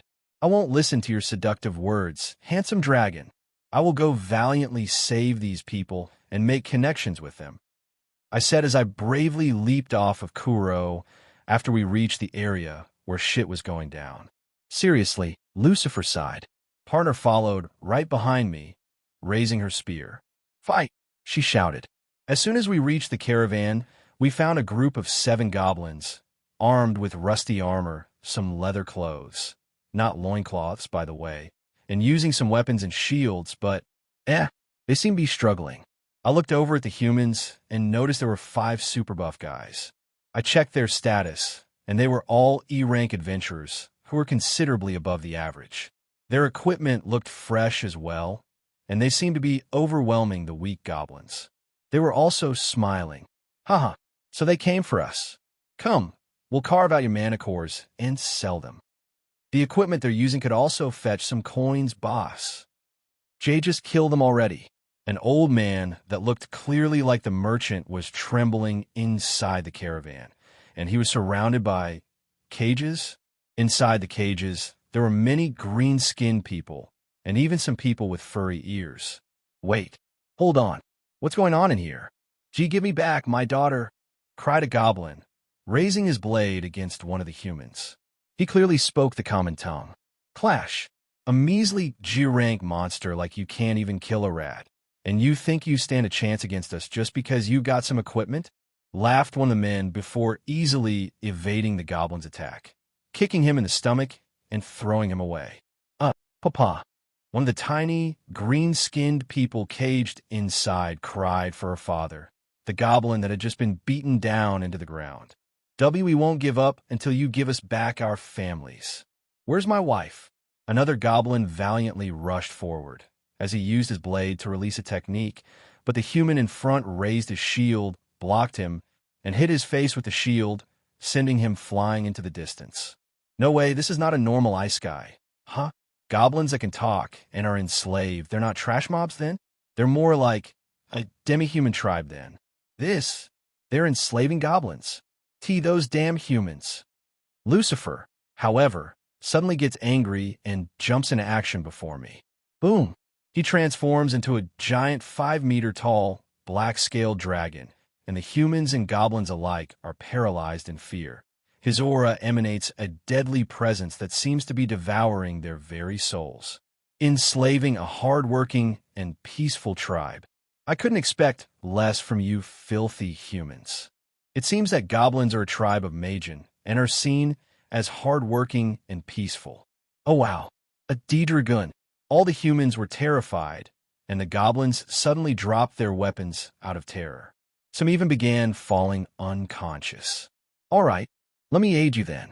I don't like slavery anyways. I joined in with a very simple reason other than because I found the goblin girls very cute. And well, maybe I'm a good-hearted person deep down within all the hatred and vengeance-driven emotions I possess that makes me a ghost. I'll run away. None of the humans try to fight us back, so it was very easy to pick them up and kill them. Partner caught up to one of the men that was trying to protect himself with a shield, but Partner's spear went straight through the shield with ease and impaled the man's head, killing him instantly. Weak, she sighed. I rushed forward and used my shadows to grasp the big guy commanding the others. My shadows were used as tentacles as I violated his orifices mercilessly, mouth, eyes, nose, ears, and butt. He cried so agonizingly that I couldn't help but laugh manically over the pleasure that his suffering inflicted on me. Holy shit, I am nuts. After that, I jumped over another as if I were a ninja and used possession to possess his body, crushing his heart and lungs and killing him instantly. Wow, this is easy. Quack. In the other case, Lucifer used his jaws to just eat the other three and crunch them while still alive. Oh man, hearing them scream in agony really hits the spot. Maybe because I am such a malicious race of ghosts, hearing the screams of agony of the damned really makes me happy. It is almost instinctual. Guy, please don't kill us. The merchant cried in horror as he saw how he slaughtered his men. The only one left was this guy who was inside the caravan. Some of the goblins who remained awake looked at the scene with disbelief. I looked at one of them and gave him my hand, which he grasped and stood up. He looked like a typical goblin, long nose, bald, long ears, but instead of horrid goat-like eyes, they had human-like eyes, which clearly gave away their consciousness and self-awareness as people and not just a vicious race of monsters. We are here to help, I shouted with a smile. Thank you, he replied while looking at my own aura of darkness. He must be quite terrified even now. You damn pig, I'm going to feast on you. Lucifer grabbed the merchant and was about to eat him. Wait, stop, cried the goblin. What? Asked Lucifer. The goblin guy stopped Lucifer. But Lucifer didn't hear him, so I had to speak for him. Hey, wait, there must be a reason why he doesn't want this bastard killed. Let's listen to him. Lucifer sighed in unison with the merchant, who sighed in relief. What? Lucifer asked. I am sorry, Sir Dragon. It's just that the merchant is the one who has made the contracts with our families. If we kill him, all those slaves that belong to him will also die due to the contract imbued into their collars. These bastards manipulated us like this before, the goblin explained. Cunning bastard, said Lucifer, squinting his eyes at the trembling fat merchant. He placed him on the ground as the merchant nodded. That's right, you filthy beasts. If you kill me, all your families will die with me. Ha ha, so you better not kill me. He shouted. How can we cancel the contract? I asked. There must be some papers inside his caravan. The contracts are written on a seal paper. If we destroy them, we can free our people. The goblin replied. What intricate system. I guess Lucifer would have ended killing everyone inside by accident. Oops. I intimidated the pig into looking for the papers, but he didn't want unless we promised to not kill him afterward. What a pain. Possession. I used my vast mana pool and possessed him. Right away, I got access to all of his mind through his brain and learned where his contracts were. Using his own body, I broke each paper until the very last one. When the contracts were broken, the collars deactivated and fell onto the ground. The monsters inside the cages were freed by the goblins right afterward. Papa, Gabina, dear, I was so scared. Everything is going to be okay now. Thank you so much. How can we ever repay you for this? Asked one of the goblins, who explained that he was the chief of the tribe. How about you invite us to your tribe? Oh, for sure. But can Sir Lucifer go back to his humanoid form? The goblin asked, shaking timidly. Yes, if he goes like that, he'll surely make a fuss. Oh, sometimes I forget to change back. Lucifer changed back and was now ready to walk like a person and not a giant winged lizard. And about the merchant? I decided to keep him alive. I was going to use him as a puppet of sorts to infiltrate into society and get info I cannot easily access. Mostly out of just fun, though. I brainwashed him while possessing him, and he became my mindless servant. Of course, with a single order, he'll go back to normal. But even then, are you guys okay with her keeping him alive? Asked Lucifer. Oh, well, it is fine. He has already paid. His eyes look like those of a dead fish, said the chief. I brainwashed him after possessing him, so don't worry. He'll be a submissive and good merchant from now on. I explained. I had already saved the caravan and everything inside of it in my inventory. As we made our way down the road, we arrived near a large lake to the east. It was surrounded by a small forest where the goblins had made their home. The tribe was very tribalistic. They had tents instead of proper houses and lived very simple lives of hunting and gathering to survive. They mostly got their food from the fish in the lake, but sometimes they told me they went to hunt horned rabbits or big boars, although it took many of them to beat a single boar.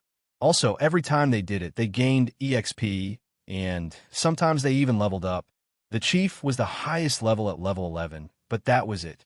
Even a level 11 G-rank monster is still very weak.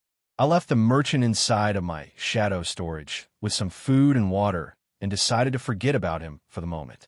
The beautiful goblin village was very simplistic, but there was undoubtedly a charm around this place. The people were very nice and welcoming with us too. The chief made a big feast in honor of the people they rescued. As the food was being cooked, he and his daughter began to explain to us what had happened with them. It happened around a week ago. These groups of men raided our village suddenly, and using their strength, they beat us and killed 5 of our men. Afterward, they took away our women to sell as sex slaves. This wasn't the first time that humans have tried to raid us, although the previous times we managed to change our village's position and fool them, but this time they were too fast and strong. Since then, we have been following them until we finally managed to catch them off guard. But even then, they were too strong, the chief sighed. Oh damn, you would have ended up dead if we hadn't arrived then. I am glad we were able to help you out. Also, killing humans felt pretty good for some reason. I said, damn, I become an edgelord. I see. Damn humans, why do they love to pick on the weak so much? Your tribe is just living peacefully here with nature? Humans' greedy nature simply sickens me to no end. If our demon lord was here, he would have taught them a lesson. Lucifer shouted in anger. Demon lord, it has been a long time since I heard that name. Suddenly, an old goblin walked near us and sat down at my side. Oh, such a pretty lady, he said, rubbing his beard and looking at my figure. Elder, what are you doing awake? Go back to your bed. You're still sick. The chief said. Geez, I do whatever I want, roared the old man, using his staff to hit the head of the chief. It was a bit comical. You've heard about the demon lord? Lucifer asked. Why, yes, my grandfather used to be part of his army, though I don't know how many years ago. He used to tell me tales about his bravery and how he fought back against humanity's tyranny. The goblin elder began to explain. So after killing some assholes along the way, we rescued some goblins and beastkin mixed into a carriage that were being carried away as slaves. and we ended up being invited into the comfortable goblin village. I'm a ghost, so I don't really feel uncomfortable anywhere. Maybe I should if I were being bathed in sunlight while being a weak ghost, but as a Pandora, there's no such weakness. Due to that, I could stay anywhere, so I didn't particularly care about sitting on a log. I might even float if I wanted, but partner didn't let me get away from her, as she was very clingy. Lucifer had said something about his precious demon lord, and the elder of the goblin village joined our conversation. After that, the goblin chief and his daughter were also present. After he glanced over my body with a perverted gaze, the old, green-skinned man pretended to ignore the death gaze that partner was giving him. "You've heard about the demon lord?" Lucifer asked. "Why, yes, my grandfather used to be part of his army, though I don't know how many years ago. He used to tell me tales about his bravery and how he fought back against humanity's tyranny." The goblin elder began to explain. His grandfather? Wasn't this demon lord pretty old? From what I read, he existed a few hundred years ago. "How old is your damn grandfather?" I asked. "Well, he had evolved into a hobgoblin warrior back then. Due to this, his lifespan was increased, and he lived up to almost 300 years. He was not the strongest or something, but he was very skilled at teaching, commanding, and coordinating his troops. He was also good at all kinds of weapon techniques and was a formidable fighter, even against those stronger than him," said the elder. "The elder's grandfather is our hero, Habuta," said the chief. "We pray to Habuta, our hero, and, as one of our ancestors, we often ask for him to bless his descendants, us," shouted the daughter of the chief. She was a goblin, yet wasn't as ugly as the males. Her beauty was rather refined, and she looked like a little cutie baby girl that you just want to pet and hug. She had an adorable face, big yellowish gold eyes, long and pointy ears, and long silvery white hair. She wore a simple leather dress and sandals, and was also around 1/2 meter tall, while her father was 1 meter and a few centimeters. Goblins didn't grow taller than that, but it was said that if they evolve into hobgoblins, they become as tall as humans. "I see. You're such a diligent little girl. Aren't you, Go-Fumin?" I asked as I petted her. Her hair was soft and silky, and she blushed a bit after receiving my affection. "Of course, my daughter is the smartest girl in the village. She'll become our priest in the future," the chief explained. "I don't want to be a priest. I want to be adventurer, Papa." Go-Fumin refuted while pouting. "Adventurer? You can't. That's way too dangerous for a little girl. Also, humans don't look good on demi-human adventurers. But, poor little thing. Anyways, my grandfather once said that before the demon lord perished, we goblins could live in the larger major societies to the far south, but that was before humans destroyed them all and threw us, the survivors, into the wild," said the elder.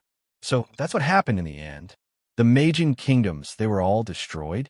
Is there nothing left?" Lucifer asked as despair took hold of his eyes. "No, not that I know of. He did say that the survivors of other tribes ran into the wilderness too. But as of now, humans had overtaken the entirety of the large continent. We can't do much than live as foragers, hunters, and gatherers." The elder sighed.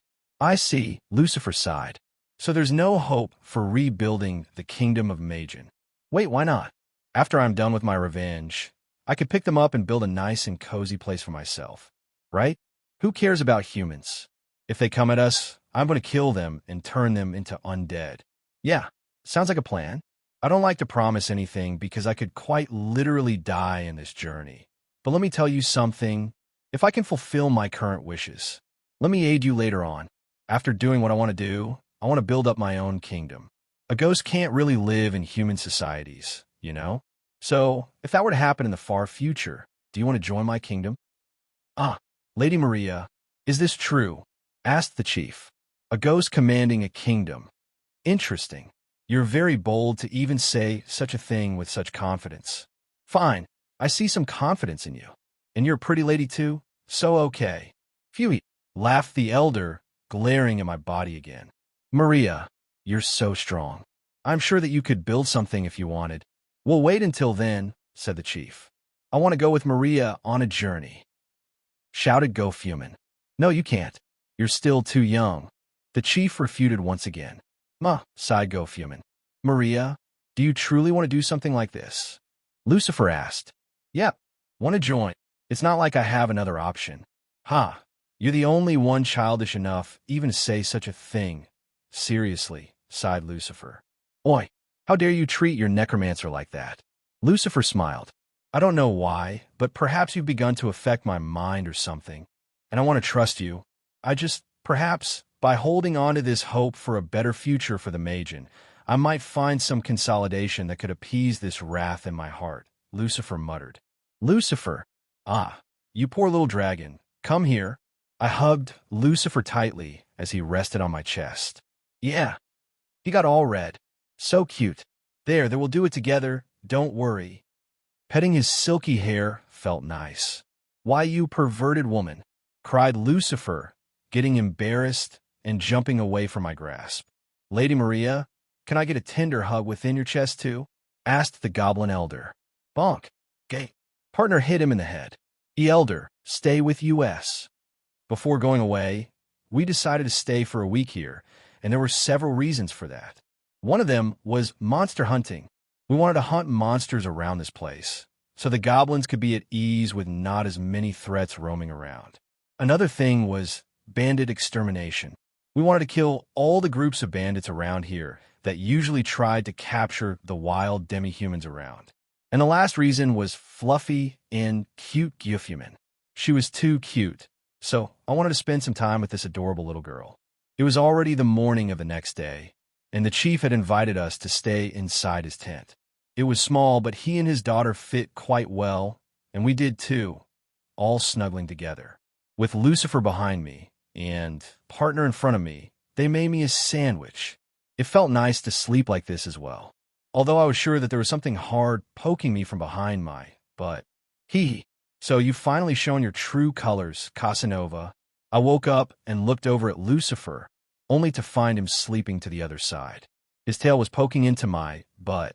I guess I shouldn't have made weird ideas. He's really a pure-hearted, devilish fallen dragon, after all. He looked so cute sleeping that I could help but pet his hair and touch his ears. What a handsome young man. I can't believe I have him in my party. It is almost like I am dreaming. And to the other side, the adorable partner looking at me angrily. Moo. What's wrong? Moo. I think she didn't like how I was petting Lucifer while he slept. Okay, I get it here. I approached my hands towards her head and began to caress her little pointy ears. Then, I caressed her long hair, and her happiness increased. She chuckled cutely, snuggling onto me. Good morning, sleepyhead, I said. Good morning, master. Sleeping feels weird, she said. Is it? I guess we don't really need to sleep as undead, but we still can do it. I like it though. Maybe because I am actually very lazy, I admitted. The cute Gyufuman woke up before her father as she smiled cutely and jumped over our leather bed. Maria, tell me more about the outside world, she demanded. Little Gyufuman, you're so cute. Please have some mercy. She had jumped over me and was asking me cutely. Her cute face was very close, and I felt the instinctual motherly sense of hugging this beautiful little green sprout. I hugged her tightly before I sat her over my lap. Very well, I'll tell you. The outside world is filled with terrifying monsters, giant boars, enormous hydras, dungeons where monsters appear, but treasures await, such as enormous human towns filled with EXP. And above all, there's not enough delicious food. Indeed, I want to eat something other than just grilled meat. I should have stolen some salt when I could. Wait a second, the carriage had some. Oh, nice. Then we'll make up something good. Did you explore a dungeon?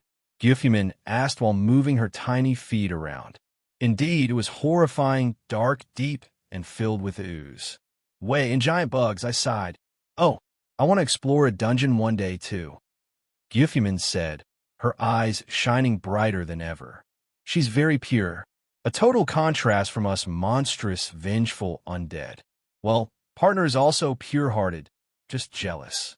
The chief suddenly woke up, discovering our secret conversation. Gyufuman, don't annoy Lady Maria, the chief said. Papa, Maria is telling me tales of the outside world. Gyufuman said, Again with that idea? Sai, we just rescued you from being enslaved, and you still want to go to the outside world despite all the dangers. The chief asked. Yeah, I want to meet Mama. We'll go on adventures together, and we'll hunt monsters and sell them, and have fun leveling up. Gyufiman said. Right, where's her mother? The chief gritted his teeth, looking at the ground painfully. Why your mother was reckless. Gyufiman, you can't be like her. I don't want to lose you. The chief sighed as he grabbed her away. But I can come back and bring gifts. Like Mommy that will one day come back. Right? It's not the same, daughter, sighed the chief. I guess he doesn't want to tell her that her mother most likely died. Ugh, this is sad. Little Gyufiman, I will be your mama.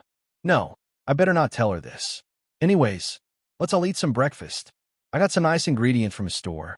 I said, calming the mood. Food, Gyufiman said, raising her little arms. Food, partner said, raising her arms as well. Food, even Lucifer did it. Oh my god, he's already joining our stupid little things, huh? Look how far he has come in these short days. Mreo, Kuro came into the tent, licking my face. Did you sleep well? Meow. Gak. Suddenly, Kuro coughed a human finger. Huh. I didn't give him the corpses of the guys we killed yesterday. I was going to use them for undead guardians for the tribe.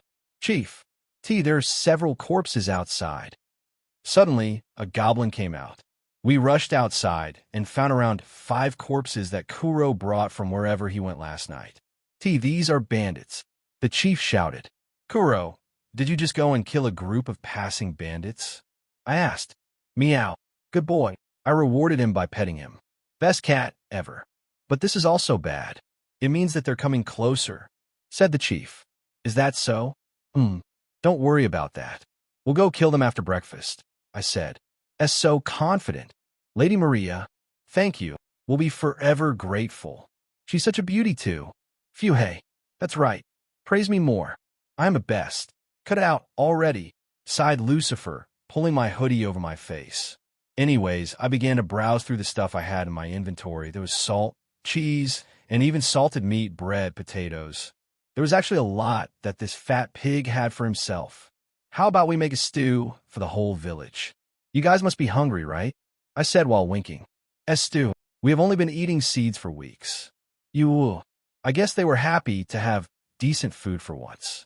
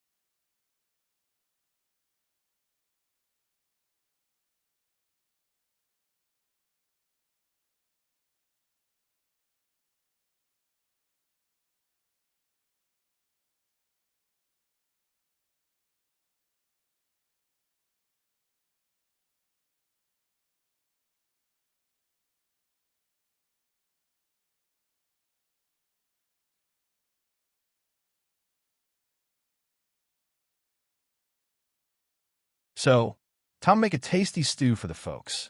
I opened my inventory and took out a sack of salt, potatoes mixed with other things such as carrots and radish, a few large chunks of dried meat, spices, and even some monster bones that could make a good broth alongside a la hydra meat we have lying around. I bet it could taste nice. I checked if it had poison or something, and it didn't. It was just very high-quality meat. Lucifer and partner had been eating it up, but it was a gigantic beast, so there's a lot lying around even now. And because my inventory doesn't let food spoil, it is the perfect place to store stuff without worrying about it rotting away. The goblins here were very cooperative, as they began to help me cut the meat and vegetables and boil them in fresh water that they took from a nearby lake. The hydra meat was actually quite tasty when boiled in salt, and made an amazing broth if we added some bones into it. Oh ho! The bone's richness is slowly boiled into the flavors of the soup. Oh my, it's looking delish. Finally, some decent food. Salt, how much I've missed you. Now that I can materialize, I can eat food and even slowly convert into mana through a similar thing as digesting, but I don't have to go to the bathroom anymore. Yeah, it feels honestly normal at this point because I got used to it, but not needing to do both is a bit strange when you think about it. Anyways, I better not talk about that in the middle of the food, though. I left Lucifer and partner to roast the meat. They added some spices and salt too, and were quite cooperative. I am guessing that Lucifer was also hungry for some tastier food than just raw monster meat, but he was hiding it because he's a prideful and grumpy old dragon. And partner, well, she inherited my licking for tasty food, so she wanted to try out some salt on her meat. In addition, Kuro went into the lake and began to hunt fish. He brought them back with his mouth and even ended EH? Splash. Gloop, gloop, gloop. A giant 3-meter-tall catfish was suddenly thrown out of the lake. What? A giant catfish. It has been ages since we had one. Amazing. Hooray for Kuro. The goblins began to praise my cat as he jumped out of the lake. He hunted quite a big game for us. We decided to save it for later, though, as we don't have to eat everything, and we have already made around 6 pots filled with stew, which should be more than enough for the goblins. They have small stomachs, and they're less than 40, so it should be feasible to feed everyone. I also cut down the bread into slices and distributed it with the stew. And in an instant, everyone began to dig in. Family, friends, and the young ones. It was a pleasant sight. We sat down at a table with Lucifer, partner, the chief, and Gyufuman. Meanwhile, Kuro was snacking on a meter-big catfish, which was probably a smaller version of the giant he got. The sun is bright today. This was really a nice day to just relax. Been a while since we truly relaxed for once, huh? I said. Indeed, it has truly been a while. Though we have been camping around, being with the living really does make things livelier. You've been taking good care of your people, Lucifer said to the chief. We're doing what we can, sir. But even then, many died in that raid, so we ended up becoming even less. Many hunters died there, so we now have way more women and children compared to adult hunters, said the chief. Do women do not hunt? I asked. It's not that they're weaker or something, but they're taking care of the kids. They're better at that than we are, a thing of culture, you see. The goblin replied. Oh, I see. There are a few ladies that hunt. They're strong on their own, but they also got kids and don't want to stay away from them for too long. We're trying to make up for the losses of the past years by having more kids to fill up our ranks, but it's going to take a while, sighed the goblin. Can I get seconds? Gyufuman asked me as she showed me her clean plate. Her face was a bit nasty with stew. You really liked it, didn't you? I asked while petting her. I loved it. I've never eaten something so yummy before, she said. Gyufuman, don't be rude asking for more food. We have already been helped so much. Be more mindful, will you? The rest of the food is for the rest of the people, too, said the chief. I want some more, Gyufuman sighed. I serve her some more, while also adding a slice of bread. Here, dearie, you're so young. You need to eat a lot to grow strong like your mama, I said. Ooh, thank you, Lady Maria. If you begin giving her seconds, then everyone will think you're using favoritism. It is not a good thing, even less as the daughter of the chief. Sighed the chief. Well, why should I care? If they want seconds, they can come. First come, first serve. Don't complain if you didn't get seconds. As I roared, the goblin village exploded, and everyone came rushing for seconds. There were enough seconds for everyone, but I served them less than before. Fufu. Lady Maria is quite something, said the chief. She's like that. You'll get used to her. Chief, Lucifer added. I want thirds, partner shouted. There's no more. I replied. Moo. Partner got a bit angry, hitting the floor with her foot and pouting. I'm still hungry, she sighed. But there's no more, I said. I want more. Wait. Partner began to grab my breasts and annoyingly play with them until I was to give her what she wanted. Stop, I said, as I hit her head with a book I had in hand. Smack. Gay. How very rude. You don't go treating me like that, young lady. I said. Boo. Sorry, she apologized. How can I get angry with those puppy eyes? I opened my inventory and gave her a large hydra leg. This should do, dearie, don't get so desperate, I sighed. Meat. and the problem was solved. Ugh, I think I might be too forgiving.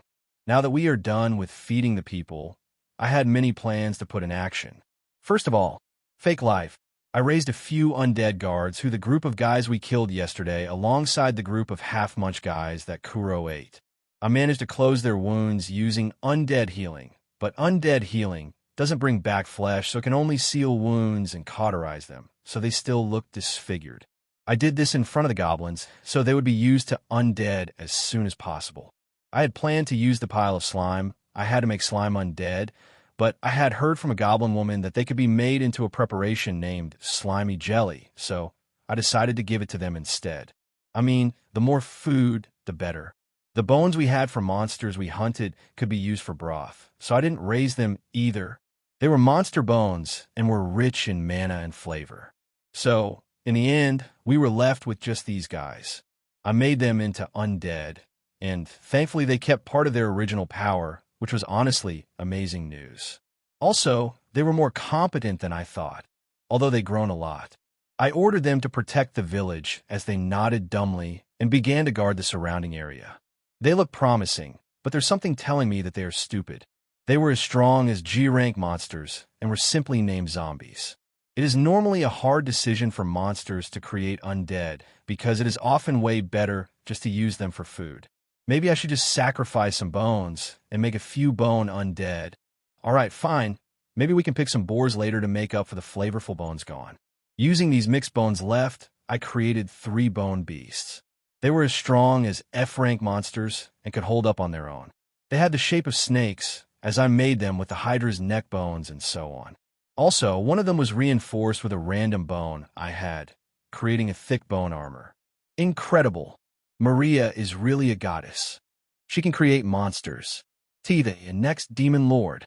The goblins began to pray to me as they saw me raise the dead. Huh, I thought they would be scared. What's going on? I asked. Well, the demon lord was known for being a necromancer and also a summoner. He was able to summon monsters and create undead easily, making immense armies to fight the humans in just a few days, Lucifer said. Ooh, I see. The power to raise the dead is something scarce. It is a mystical power that only those chosen by the god of the underworld can wield, shouted the elder of the village. Well, I do have this curse, but for some reason, I am not siphoning their fortune. Why is it? Oh wait, it only works in neutral and enemy targets. So these people already count as my besties? Ah, god of the underworld, you're so considerate. Anyways, after showing off what I could do, I placed the new undead to guard for now, and after, we decided to move on to a major problem. The bandits. We have seen them around the north of the forest. They hide inside a cave within an area with tall hills. We used to go there to mine salt and a few metals, but they forced us out, and now they have been occupying that place for 4 years now. The chief explained. I see. All right, pack your strongest men. I'm going to use those tasty EXP bags to level you guys up. I said. Yeah, level up? Us? Asked the chief. Yep, so hurry up. I want at least one of you to become a hobgoblin, if possible. Oh. The capable men quickly got ready. Wearing armor they stole from the caravan of goods from the merchant I brainwashed, alongside some of the magic weapons the guys carried around. I got a bit concerned about the remaining goblins' safety, as just the undead might not be enough. Lucifer, take care of them until we return, I said. What? But I wanted to slaughter some humans. Lucifer shouted while getting angry. He's quite cute. No is no. You stay here and make sure they're well protected. The chief told me that there's another faraway bandit group that might assault them if they see us go away. So keep an eye on them, will ya? Very well. I can kill them if they come, right? He asked. No. Only cut their limbs or something, so they can't escape. The goblins have to kill them to get the EXP, I said. What? Well, it doesn't sound so bad. Fine.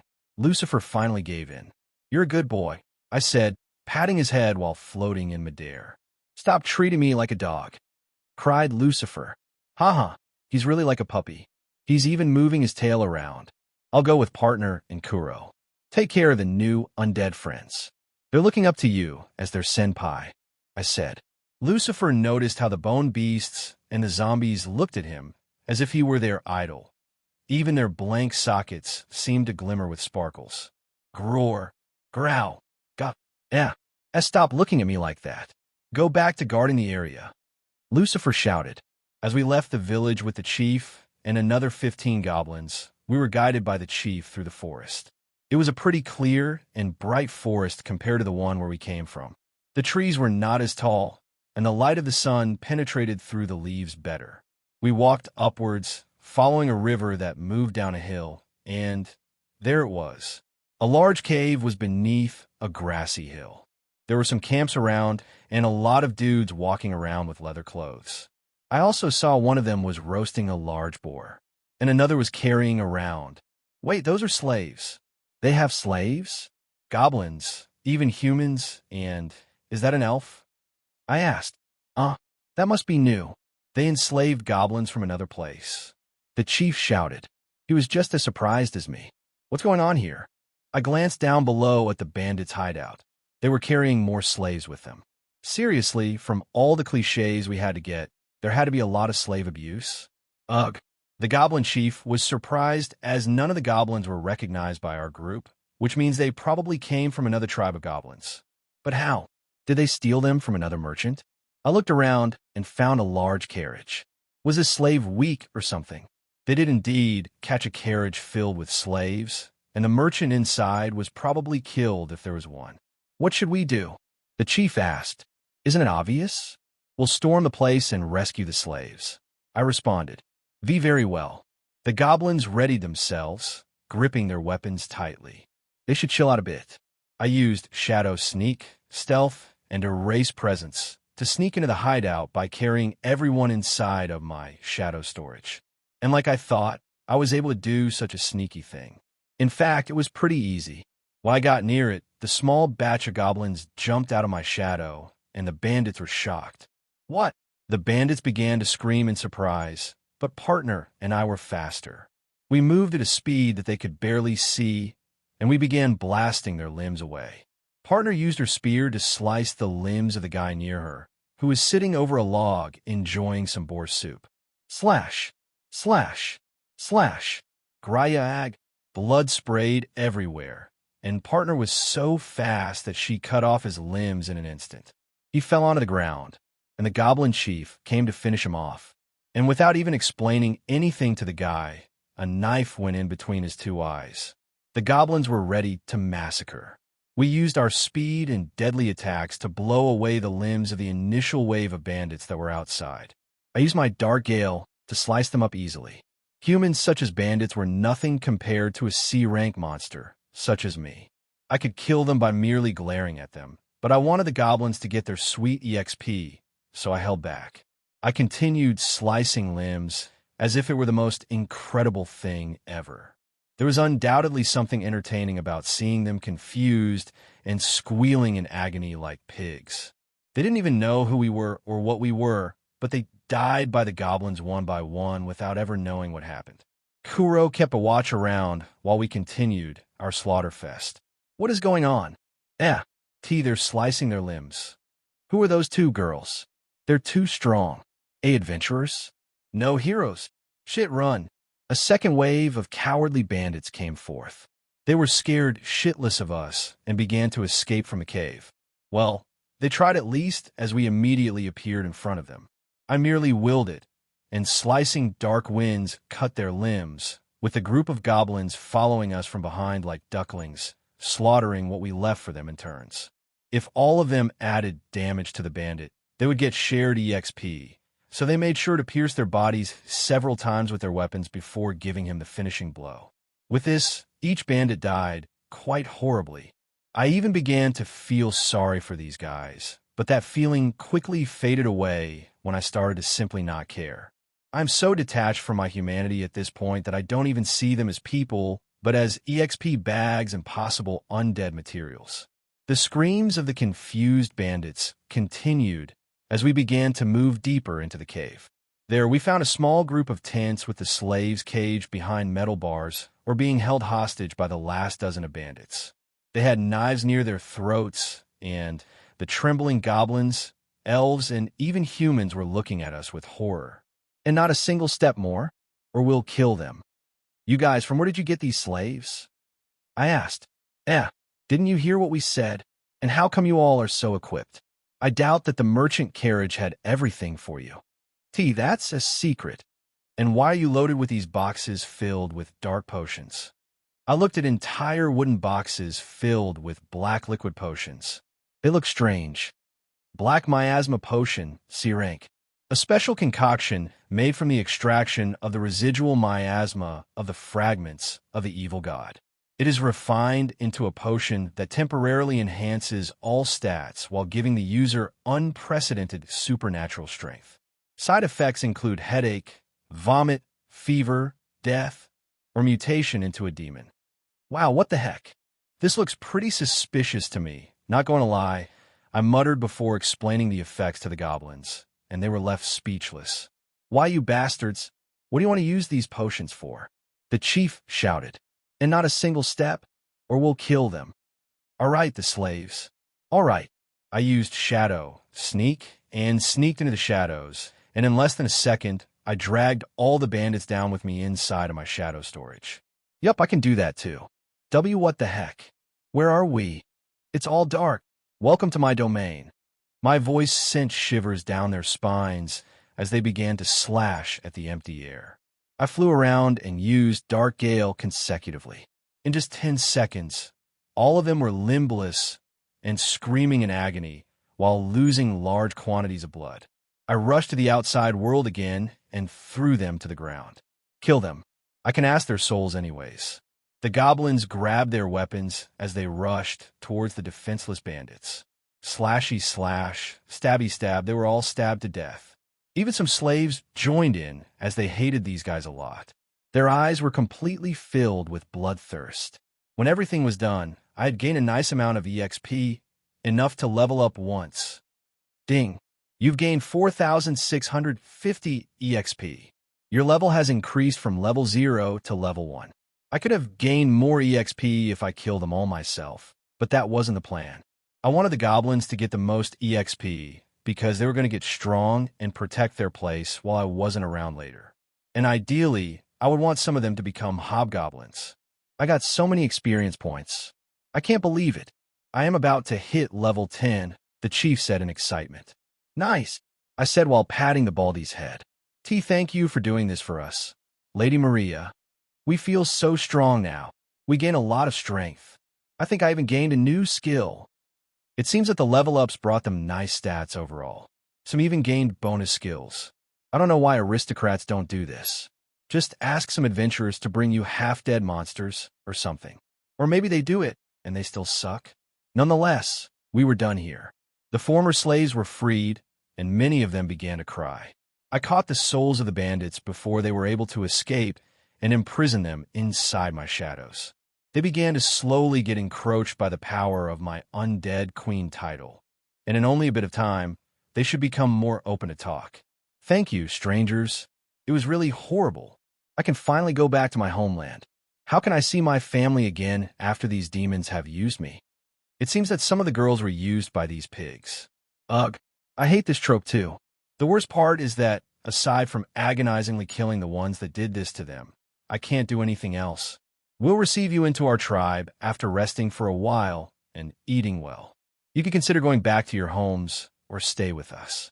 No matter the race, we'll accept you, said the goblin chief. He was an innate leader, and his simple words convinced the slaves, who felt welcomed and safe by the goblin. Thank you. I hope we are not too much of a bother. Is this a dream? Are we really free? As the goblin chief took care of the slaves for me, I began to pick everything up into my infinite inventory. Boop. Tin gone. Boop. Food's gone too. Boop. Extremely suspicious miasma potions are nowhere to be seen now. Boop. Corpses are gone as well. I cleansed the entire cave of anything worth value or not, and then we finally decided to move back to the tribe. There was a lot to talk about, especially these suspicious potions I was carrying with me. Why were these things made, and who made them? What was the purpose behind them? Did bandits steal it from the merchant they got the slaves from as well? All right, the slaves might know something. I asked the elf girl with long blonde hair and emerald eyes. Her eyes were filled with sorrow as she seemed to have been used very roughly. A leather coat barely covered her, as she was almost nude when we found her. We'll also make sure that she takes a good bath later. I remember that the potions, they were used on us. They once made me drink one. It made me go insane. I still have sequels from it. I remember there was a man, coated in black robes. Perhaps he was behind this. We have only met him thrice. He goes from one bandit hideout to another. Perhaps they all work for him, said the elf. So they use them as slaves to experiment on? Do they want to create an army of beastly people with them? Oh dear. Well, make sure you get some rest. But let me ask, do you remember anything from where you came from? I asked. We used to be from a merchant that captured me almost a year ago. I used to be an adventurer. I wasn't even a criminal slave. They just captured me when I decided to go complete a quest in the outskirts of Afnaria. I wasn't able to escape, and they knocked me out. When I woke up, I had a collar around my neck, and I became a slave. Since then, I've wished to die every single day. I thank that I was given that potion, as it has made my mind dizzy and fragments of my traumas have disappeared. But even then, the things they did to me. Ah, sniff. The elven girl began to cry as she suddenly tripped over a rock. Her bare foot was all damaged, filled with wounds that were infected. I wish I could heal her. Dear, I'll carry you. I held her with my arms as I carried her like a princess. Fway, why you don't need to do this? She stuttered. Don't worry. It's nothing. You're very light, like a feather, I said with a smile. But isn't it embarrassing? She asked. No. Why would it be? I saw your feet damaged, and I couldn't bear seeing you walk anymore. We'll make sure to heal them. You can wash your body by the river in privacy, too. Thank you for being so considerate. The other former slaves were carried in the carriage, which Kuro moved to the tribe. After 40 minutes, we arrived back at the tribe. Nothing happened. You were paranoiac, said Lucifer. Apparently, no bandits came here while we were off. Well, that's for the best. We brought a lot of people and stuff. I see. And that elf? He asked, looking at the elf in my arms. Oh, I just couldn't bear to see such a cutie walking with her foot so damaged. You can call me heroic all you want. I'll take the title of the heroic ghost. I laughed. Lucifer looked at the elf girl as she timidly gave him a glance. Hello. Hi. We'll take care of you. For now, you should go wash up, Lucifer said. I'll bring her to the nearby river. Like this, we brought many slaves to wash as they were all filthy. After that, we used the help of some of the goblins with a talent for healing magic, and we healed their minor wounds alongside, using medicinal herbs harvested around the forest. There is still a lot to do yet, and I'm still in the blue about who exactly is this guy with black robes. If he's threatening this whole place, we'll have to smack him out of the picture. The figure of a pale man coated in black robes looked at a crystal ball. He had left a powerful spell to look at the caves of the bandits he was managing like camera surveillance. However, as he saw how one of the bandit hideouts was assaulted and destroyed so easily, he couldn't help but feel bitter. Even more, they took away the precious miasma potions he had been painstakingly making for his bosses, the mysterious organization of blood addicts that moved things behind the shadows. He used a familiar in the shape of a bird to look over the goblin village from very far above. Who are these people? Just when did the Duke and those two fat pigs die? I lost so many clients. Also, now, there are these strange mages trying to interfere with my plans. They're strong, though, I have to admit it. However, I cannot simply let them do as they please with my belongings. The man raged as he looked over the dark cave from where he was.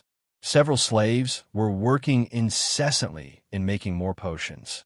The strange materials, dark secretions that released a poisonous gas when they boiled into the concoction, and other things were weakening and making them look moribund, sickly, even.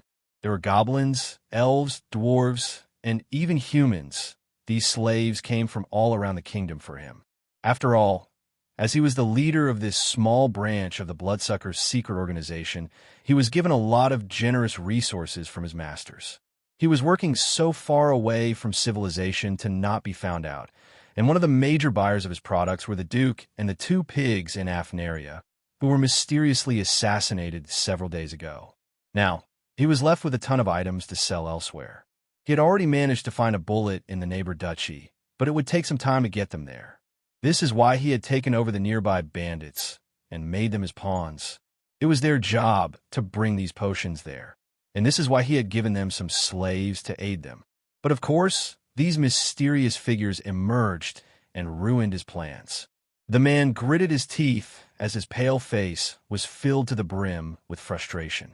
Why was he always so unlucky?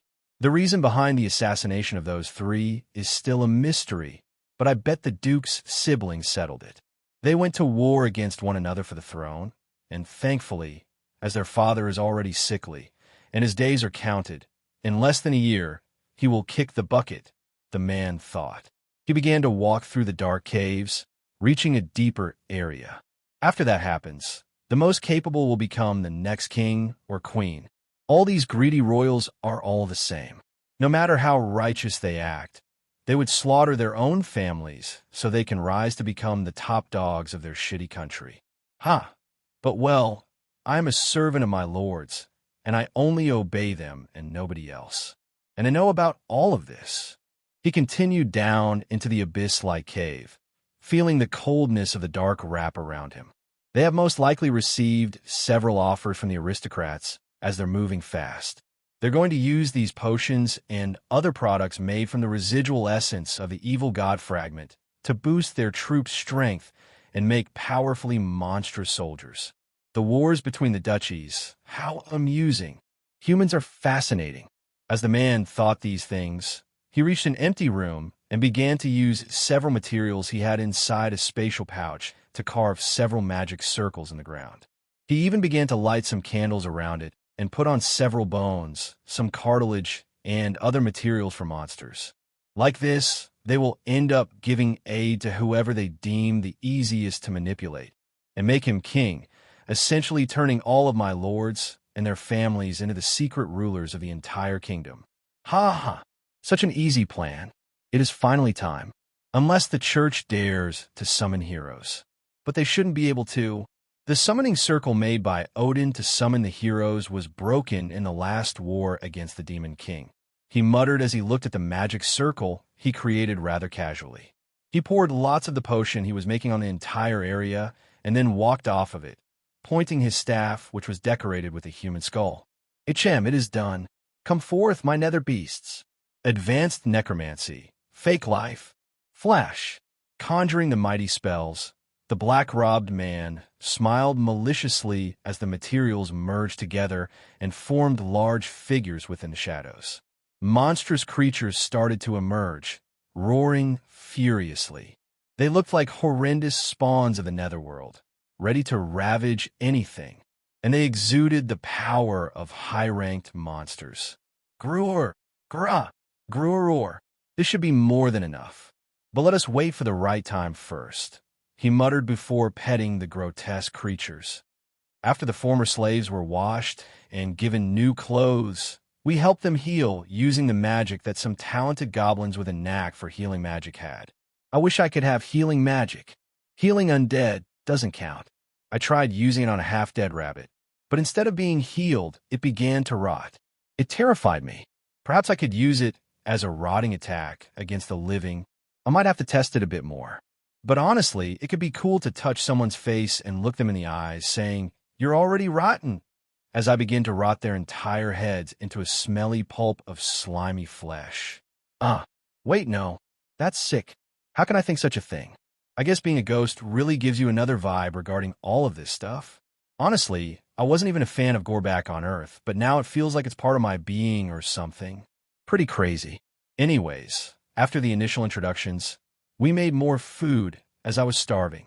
Well, not really, but the rest were. We picked up a lot of food from the bandit raid. Like a lot. They had so much bread, dried meat, vegetables, grains, and seeds of all sorts that it was as if they were living a super fantastic life there. They even had 3 boxes filled with wines aged for over 30 years, which should be super expensive. Yule wine. I wasn't particularly into drinking back then, but any decent adult woman should enjoy wine at one time or another. But I mostly drank it because I was a loser virgin and drowning myself in wine made me happier, but let's not talk about that. Look, Lucy, I said as I showed the wine to Lucifer. Lucy, I'm Lucifer. Don't forget my name. HM? What's that? Lucifer approached me as he was watching over the goblins cooking the food. He then looked at the wine bottle as I saw that his eyes dimly shone with excitement. Wine, I shouted. It is really wine? How long has it been? Lucifer wondered. Wine? What's wine? Asked partner. It is a very bitter and spicy juice with a little flavor of rotten fruit that makes you feel funny, I said. Oh, I want wine then. Partner said despite my gross explanation. No, you're way too young for that, partner. Wine is for the adults. I said, hugging my bottle. Gay? But I want wine. Wine. Wine. Wine. Partner began to complain again. Fine, but only a little glass, I said. Yay, I don't think the wine will affect us anymore. We are undead, Lucifer said. Right? Well, whatever, we'll still drink it. I shouted while crossing my arms. Fine, Lucifer muttered. After that, we decided to sit down and converse with the former slaves who were willing to talk. It was fun to listen to their stories. There was a merchant guy who got captured half a year ago. He was forced to work for the Black Robe Man. He told me that he was part of a team that made that ugly potion, but he didn't remember anything more. Perhaps they brainwashed him not to remember the details. He's a good alchemist, but wishes to go back to Afnaria, although he is nothing now that he lost everything, so he was also considering staying here. His name was Manuel, by the way. Another guy was a young dwarf blacksmith. He used to be part of a little village far away from here, living in a mountain range with his village of dwarves. They sold weapons and armor for a living and had close ties with the dwarf kingdom and the kingdom of humans here. However, their village was raided by orcs, and they lost everything. When he escaped, he was captured by bandits and sold as a slave that was proficient in blacksmithing, which was quite valuable. He seemed to have nowhere to go now, so he was staying here. I immediately knew that he could be useful for the gobs, and also, his name was Grabo. And aside from these two talented guys, there were a bunch of other guys that were just good with their muscles and other technical stuff that the enslaver taught to them.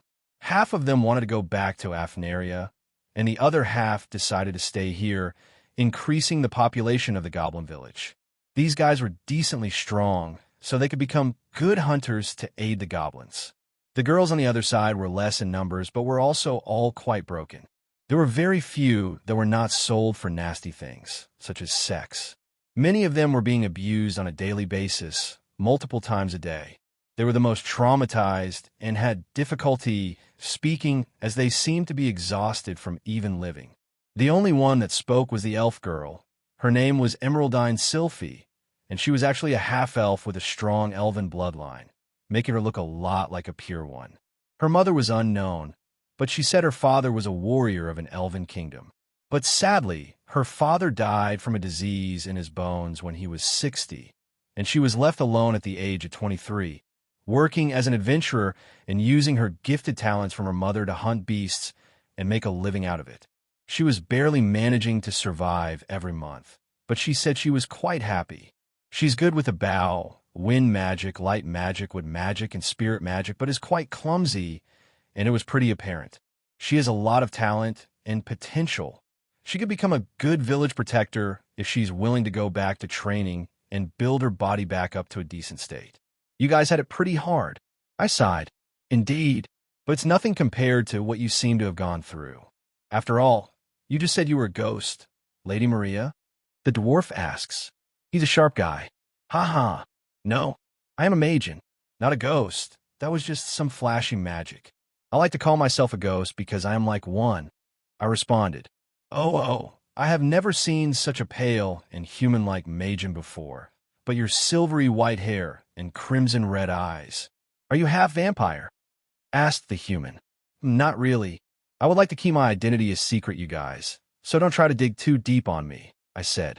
Oh, we apologize. We didn't want to offend you. Yeah, we were just a bit curious. So you are not a ghost, Maria? Asked the elf. How could a ghost talk and have flesh like me? I am totally alive. I shouted. But you made those undead, right? Asked Emeraldine. Yeah, I just happen to have an affinity with death magic. Nothing too crazy. Oh, after the meal was done, I brought everyone with me some plates of food. The slaves were barely fed some scraps, so they were delighted when they could finally eat a full and hot meal. I guess I like to see these people be a bit happier for a redemption arc. As we had done what we needed to, the day quickly came to an end, with the night already gracing us with its presence. Also, my party and I decided to keep watch at night this time around. We are undead, so we don't get tired anyways. I left Emeraldine, who had gotten oddly clingy with me, where we slept last night. I also gave her a petting of good nights, as she hugged me for some reason. And after that, she went to Dreamland. She's so cute. She's like another daughter. Yua, am I collecting daughters now? She has such a sad past, so I really want to spoil her. Gyufiman also grew a bit closer to Emeraldine, and the two ended up sleeping next to each other. Gyufiman usually slept at the side of her overprotective father, but he let her be this time because he knew he could trust the half-elf. Fake life. Flash. Several phantom masses possessed the corpses of half of the bandits we killed just today. I also put in the effort of sticking back their limbs using my undead healing as a glue-like spell. These guys kept part of their original techniques and were quite formidable warriors, but under my command, they were unable to resist and became very loyal undead, which was perfect for guarding at night. I had also convinced the souls of the bandits to speak, so they told me everything they knew. The information wasn't anything new from what I had already learned from the former slaves. These guys were contracted by a mysterious, black-robed guy who they didn't even know the name of, and that was pretty much it. They were asked to distribute this potion in the next couple of days to the neighbor duchy next to Afnaria, which we would reach by crossing the road. It was also our next destination in our aristocrat pig-slaying journey. I had thought about putting them into their original bodies, so the undead would be more intelligent, but remembering what they did to Emeraldine and all the other girl slaves. I couldn't help but torture them a bit. I had shaped my ghostly soul into countless black spikes and used them to pierce their souls for several minutes. Soul pain exists, and it is several times stronger than physical pain too. It is a searing pain that makes your mind go numb with a single hit. And as a ghost, I got used to it already, but these guys, they don't even understand what's going on. They're just suffering horribly. How do you like it? Being penetrated all over? Huh? Do you love it? You love to do it to those girls, right? How about now, motherfuckers? Gryaga. Kill me. Kill me. Wawa ag. Gaiaf. You're already dead, idiot. I sighed. I continued to shape my soul, and this time into tentacles that literally pierced their entire souls until they were left like Swiss cheese.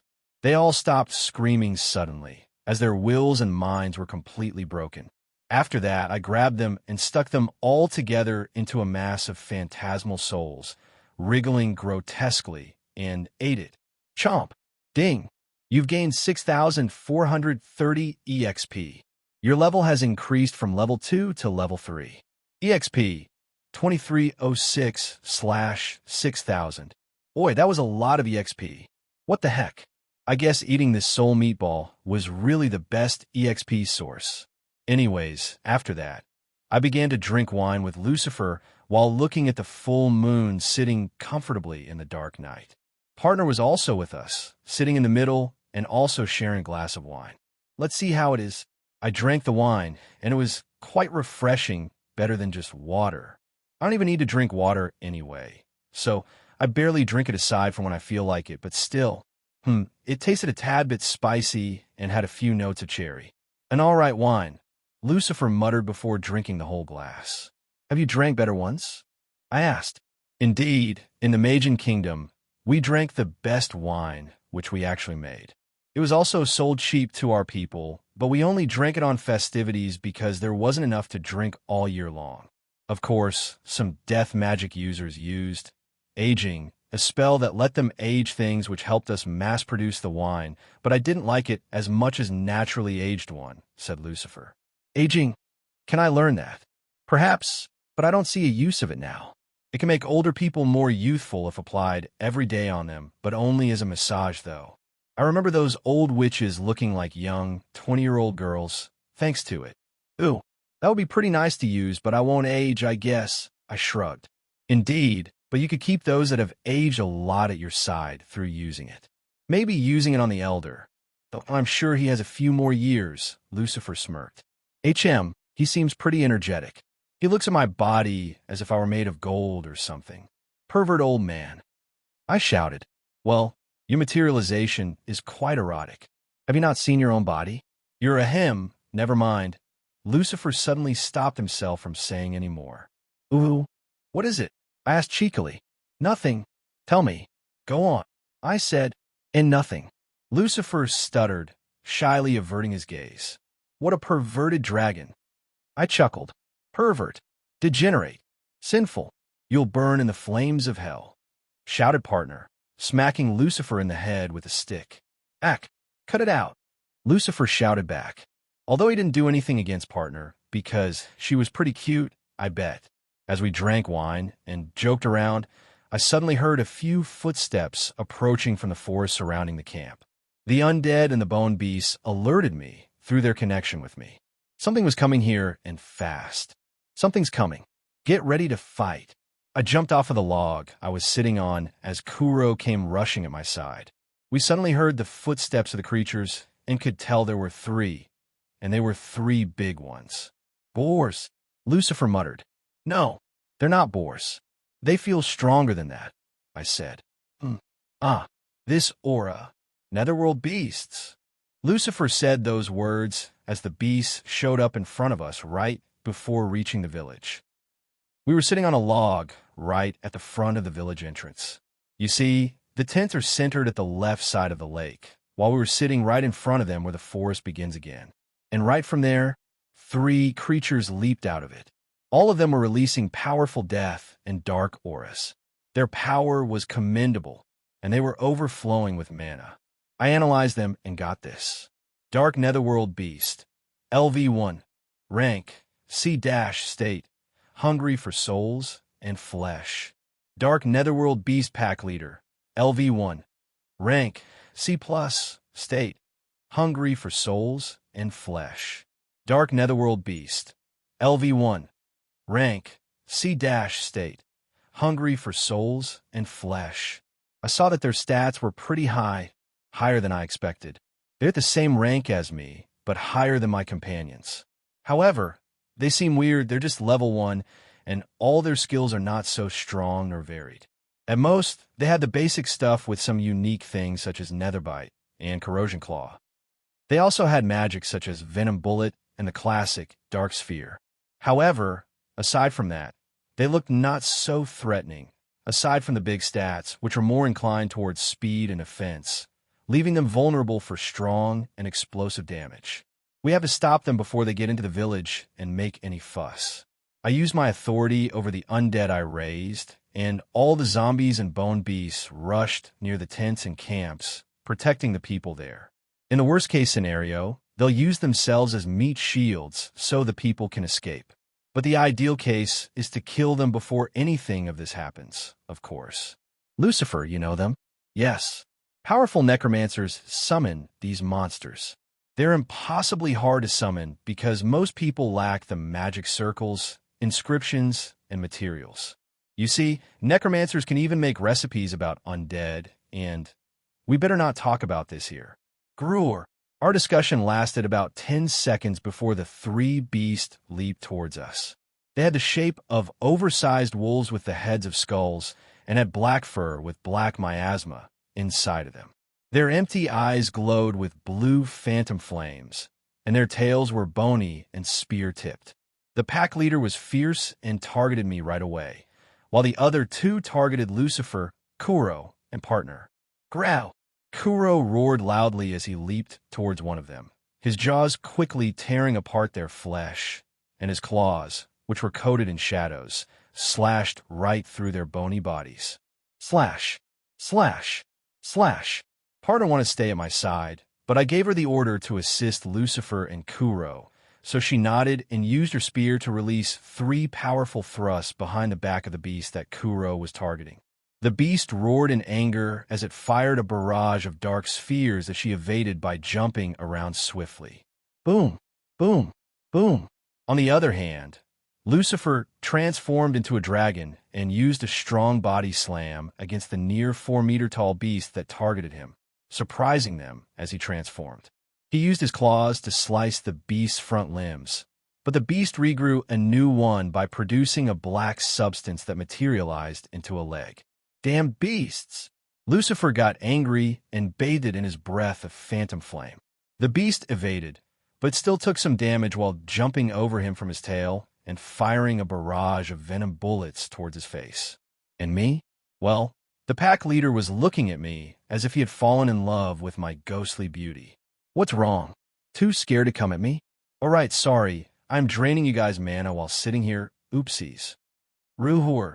The beast was easily provoked as it opened its jaws and released a blast of nether through its nether blast breath skill, which I evaded, leaving an afterimage of myself made of shadows, which it thought it was me. I sneaked through his own shadow and emerged from behind him before shaping my shadows into tentacles that grasped his legs. I grabbed him tightly and began to slam him into the ground, smacking him while bombarding it with Dark Gale and Dark Sphere. I had to be rough here, so I went for Shadow Arrow Spears too, and as the monsters had high resistance to Dark and Death Element, and were immune to status effects, my Famine Aura was not too good, and my Venom and Poison production would not work here either. Clash! Clash! Clash! The beast got tired of my bullying, while its resilience showed no bounds. Its regeneration power was the strongest asset it had, as it regenerated at an insane rate, and without it didn't even require consuming energy. But this was all due to their innate skill, super regeneration. Gruer! The beast roared at me before leaping towards me. I evaded swiftly, but he followed me from behind even when I dove into the shadows, as he fired dark spheres at me and then slashed the shadows themselves. This actually managed to slash my body and left some ghostly wounds on my body, causing me to lose HP. However, I used Undead Heal on myself and brought myself back to full HP once more. The thing is, 2 of his attacks quickly brought me down to 10% of my HP, and if there was a third attack, then I would have been a goner. Thankfully, with my mana drain and Undead Heal, I can keep my mana and health up no problem, as long as I don't get hit a third time consecutively. There was no time to think things through too much, as I abused my constantly refilling mana pool to bombard it with long-ranged attacks, as if there was no tomorrow. The beast roared angrily as it took damage, its regeneration unable to withstand so much, so it began to lose HP permanently, but it was still too tough. Should I get a bit more serious then? I used shadow storage, and threw the beast in there, enveloping it in a sack of shadows. I began to shapeshift the sack into countless spikes, and started to smack the beast into the ground. But it didn't work as the beast slashed my own shadows before jumping towards me. Greya, tough motherfucker. The bastard sprung out of my fantastic shadow net and jumped straight towards me. I used Shadow Sneak to evade him by diving into faraway shadows, but he rushed after me rather hastily. Should I use my secret weapon? But it might affect the entire place. I am referring to Pandora's box, of course. By using a lot of mana, I can unleash a powerful explosive attack of pure darkness, death, and poison elements, but the thing is, it's a wide-range attack. What if it gets to the people in the village and they all die? I can't let that happen. Let's see. Time to improvise. Groar! The netherworld beast reached me as I jumped out of the shadows and shaped my body like a snake. I began to wrap him around with my own body as I began to overcharge myself with shadows. Gra! Suddenly, he realized what was happening. Feeling a bit tight. I wrapped around his limbs like the dexterous snake I am not, and tightly held his limbs. Then, I shaped the shadows into 2 spiked claws and used my own body to hold him as I started to tear him apart. Oof, this costs a lot of mana, but he provides a great amount. Greyakaka, a bit more, and crack. I managed to tear his body in half as I saw a black substance coming out of the 2 halves. The 2 halves fall to the ground, and only the half with an upper body begins crawling around while the other is slowly melted back into a black substance that evaporates rather quickly. What the heck are these guys? The upper half begins to crawl in anger towards me, while its other half slowly begins to grow out of this dark substance. Wait, is this miasma? Were these guys made using those black potions as materials? Huh, maybe I should add that to my new undead. I quickly use my shadow whips through shadow manipulation to slap him into the ground. I covered the shadow whips with phantasmal spikes, which I made as hard as I could. I was infusing mana into the materialization skill, effectively raining the creature with spiky whips that began to tear it apart. Does this thing have a soul? I glared at it as it struggled to fight back. It began to shoot super fast venom bullets, but I didn't evade them as they barely did any damage to me because they were magic-based and my magic stat is insanely high. 50% of it is my resistance, so the result is obvious. I am a magic tank. Also, the venomous side doesn't affect me thanks to status effect immunity, but it has some sort of acidic power which even makes my phantom melt a bit, but thankfully nothing too much. Grrr! Suddenly, as I slapped it to death, it released a shockwave of shadows and venom towards me. I generated a barrier of shadows and materialized it into a large plate of dark matter-like, hardened substance, something I didn't know I could do. Clash! The shockwave was blocked, but my wall shattered into pieces. Gryar! I rushed into the air as I evaded his deadly leap. The beast's stats were pretty high even in this condition, but its HP was not recovering further, and that was because I used Mana Siphon, though I didn't have much mana. But thankfully, his regeneration is very weak now. I had also tried using Life Drain, but it doesn't work on undead. If a living being uses Life Drain on an undead, he will end up giving his own life to them as a counter effect. But if an undead does this to an undead, nothing happens. So it is only a tool that the undead can use against the living unless a living person wants to heal their wounded undead friend without having to give them their flesh and blood. Grrr! The beast released his phantom flame breath, and his claws were coated in nether, slashing through the air and throwing slashing claw-shaped energy waves at me. I evaded and blocked some, but they packed a strong punch. My barriers shattered quickly, and I ended up getting slashed a few times, but I constantly used Undead Heal on myself. However, I have also been chipping away at him. His HP was already lower than 20%. I had to just go a bit harder. Several magic arrows made of shadows emerge around me. They resemble more like sharp spears, but I called them arrow spears instead.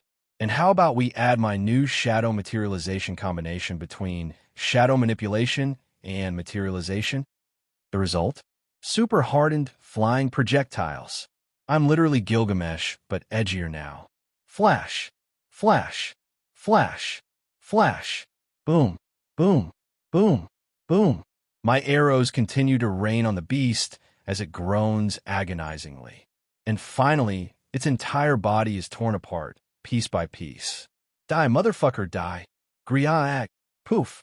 Suddenly, it explodes into black smoke, leaving a pool of black water and its skull head. Sheesh, that was unexpectedly tough for a mob fight. I felt the EXP travel into me, but I ignored it as I needed to aid my allies. I found Lucifer getting almost owned by one of the beasts, despite them being much smaller. It began to tear down his stomach and had already slashed one of his legs, making it difficult for him to move.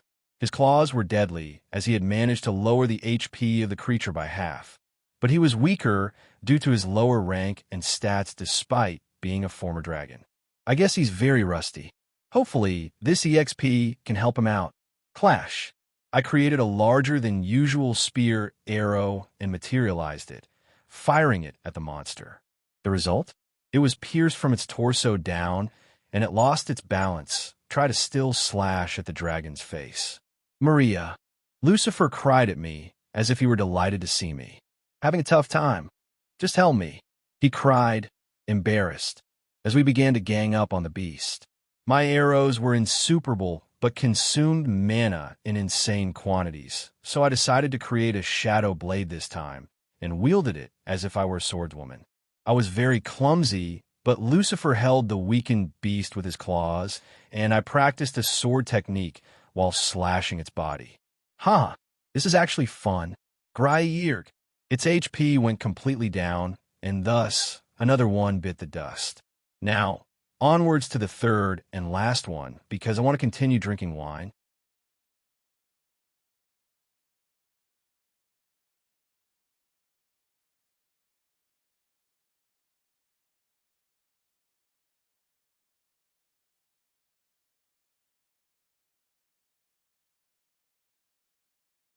As I glanced at the rest, I noticed Kuro and partner working together to take down the last beast.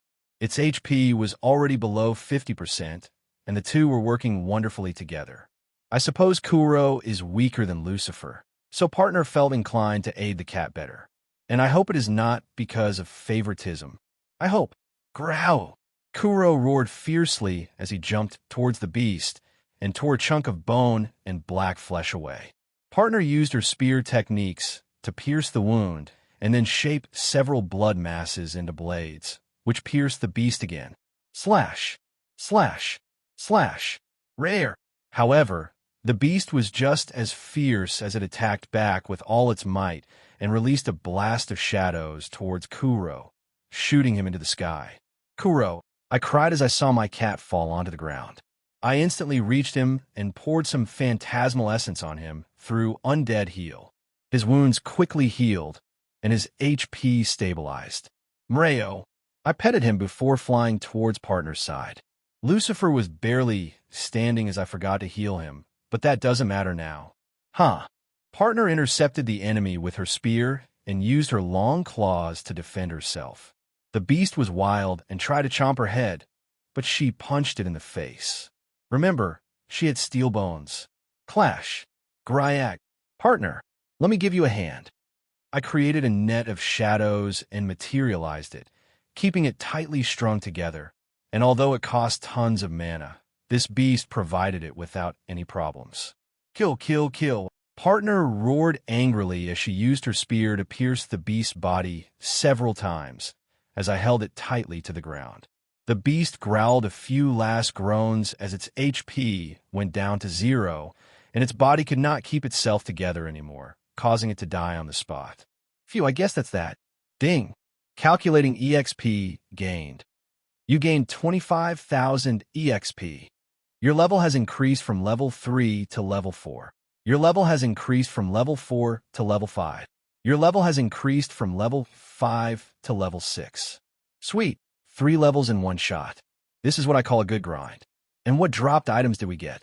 None. Just black water and some skulls. This is not a dungeon after all. Only dungeons have the power to give dropped items, it seems. After the whole incident, I rushed towards Lucifer and stuck back his leg using Undead Heal.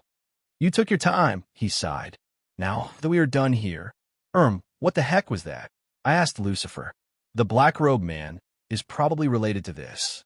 Were you able to catch any soul? Lucifer countered my question with another question. No, it was weird. They were very small and phantasmal, like partner's soul when I first raised her into a skeleton. I responded. I see.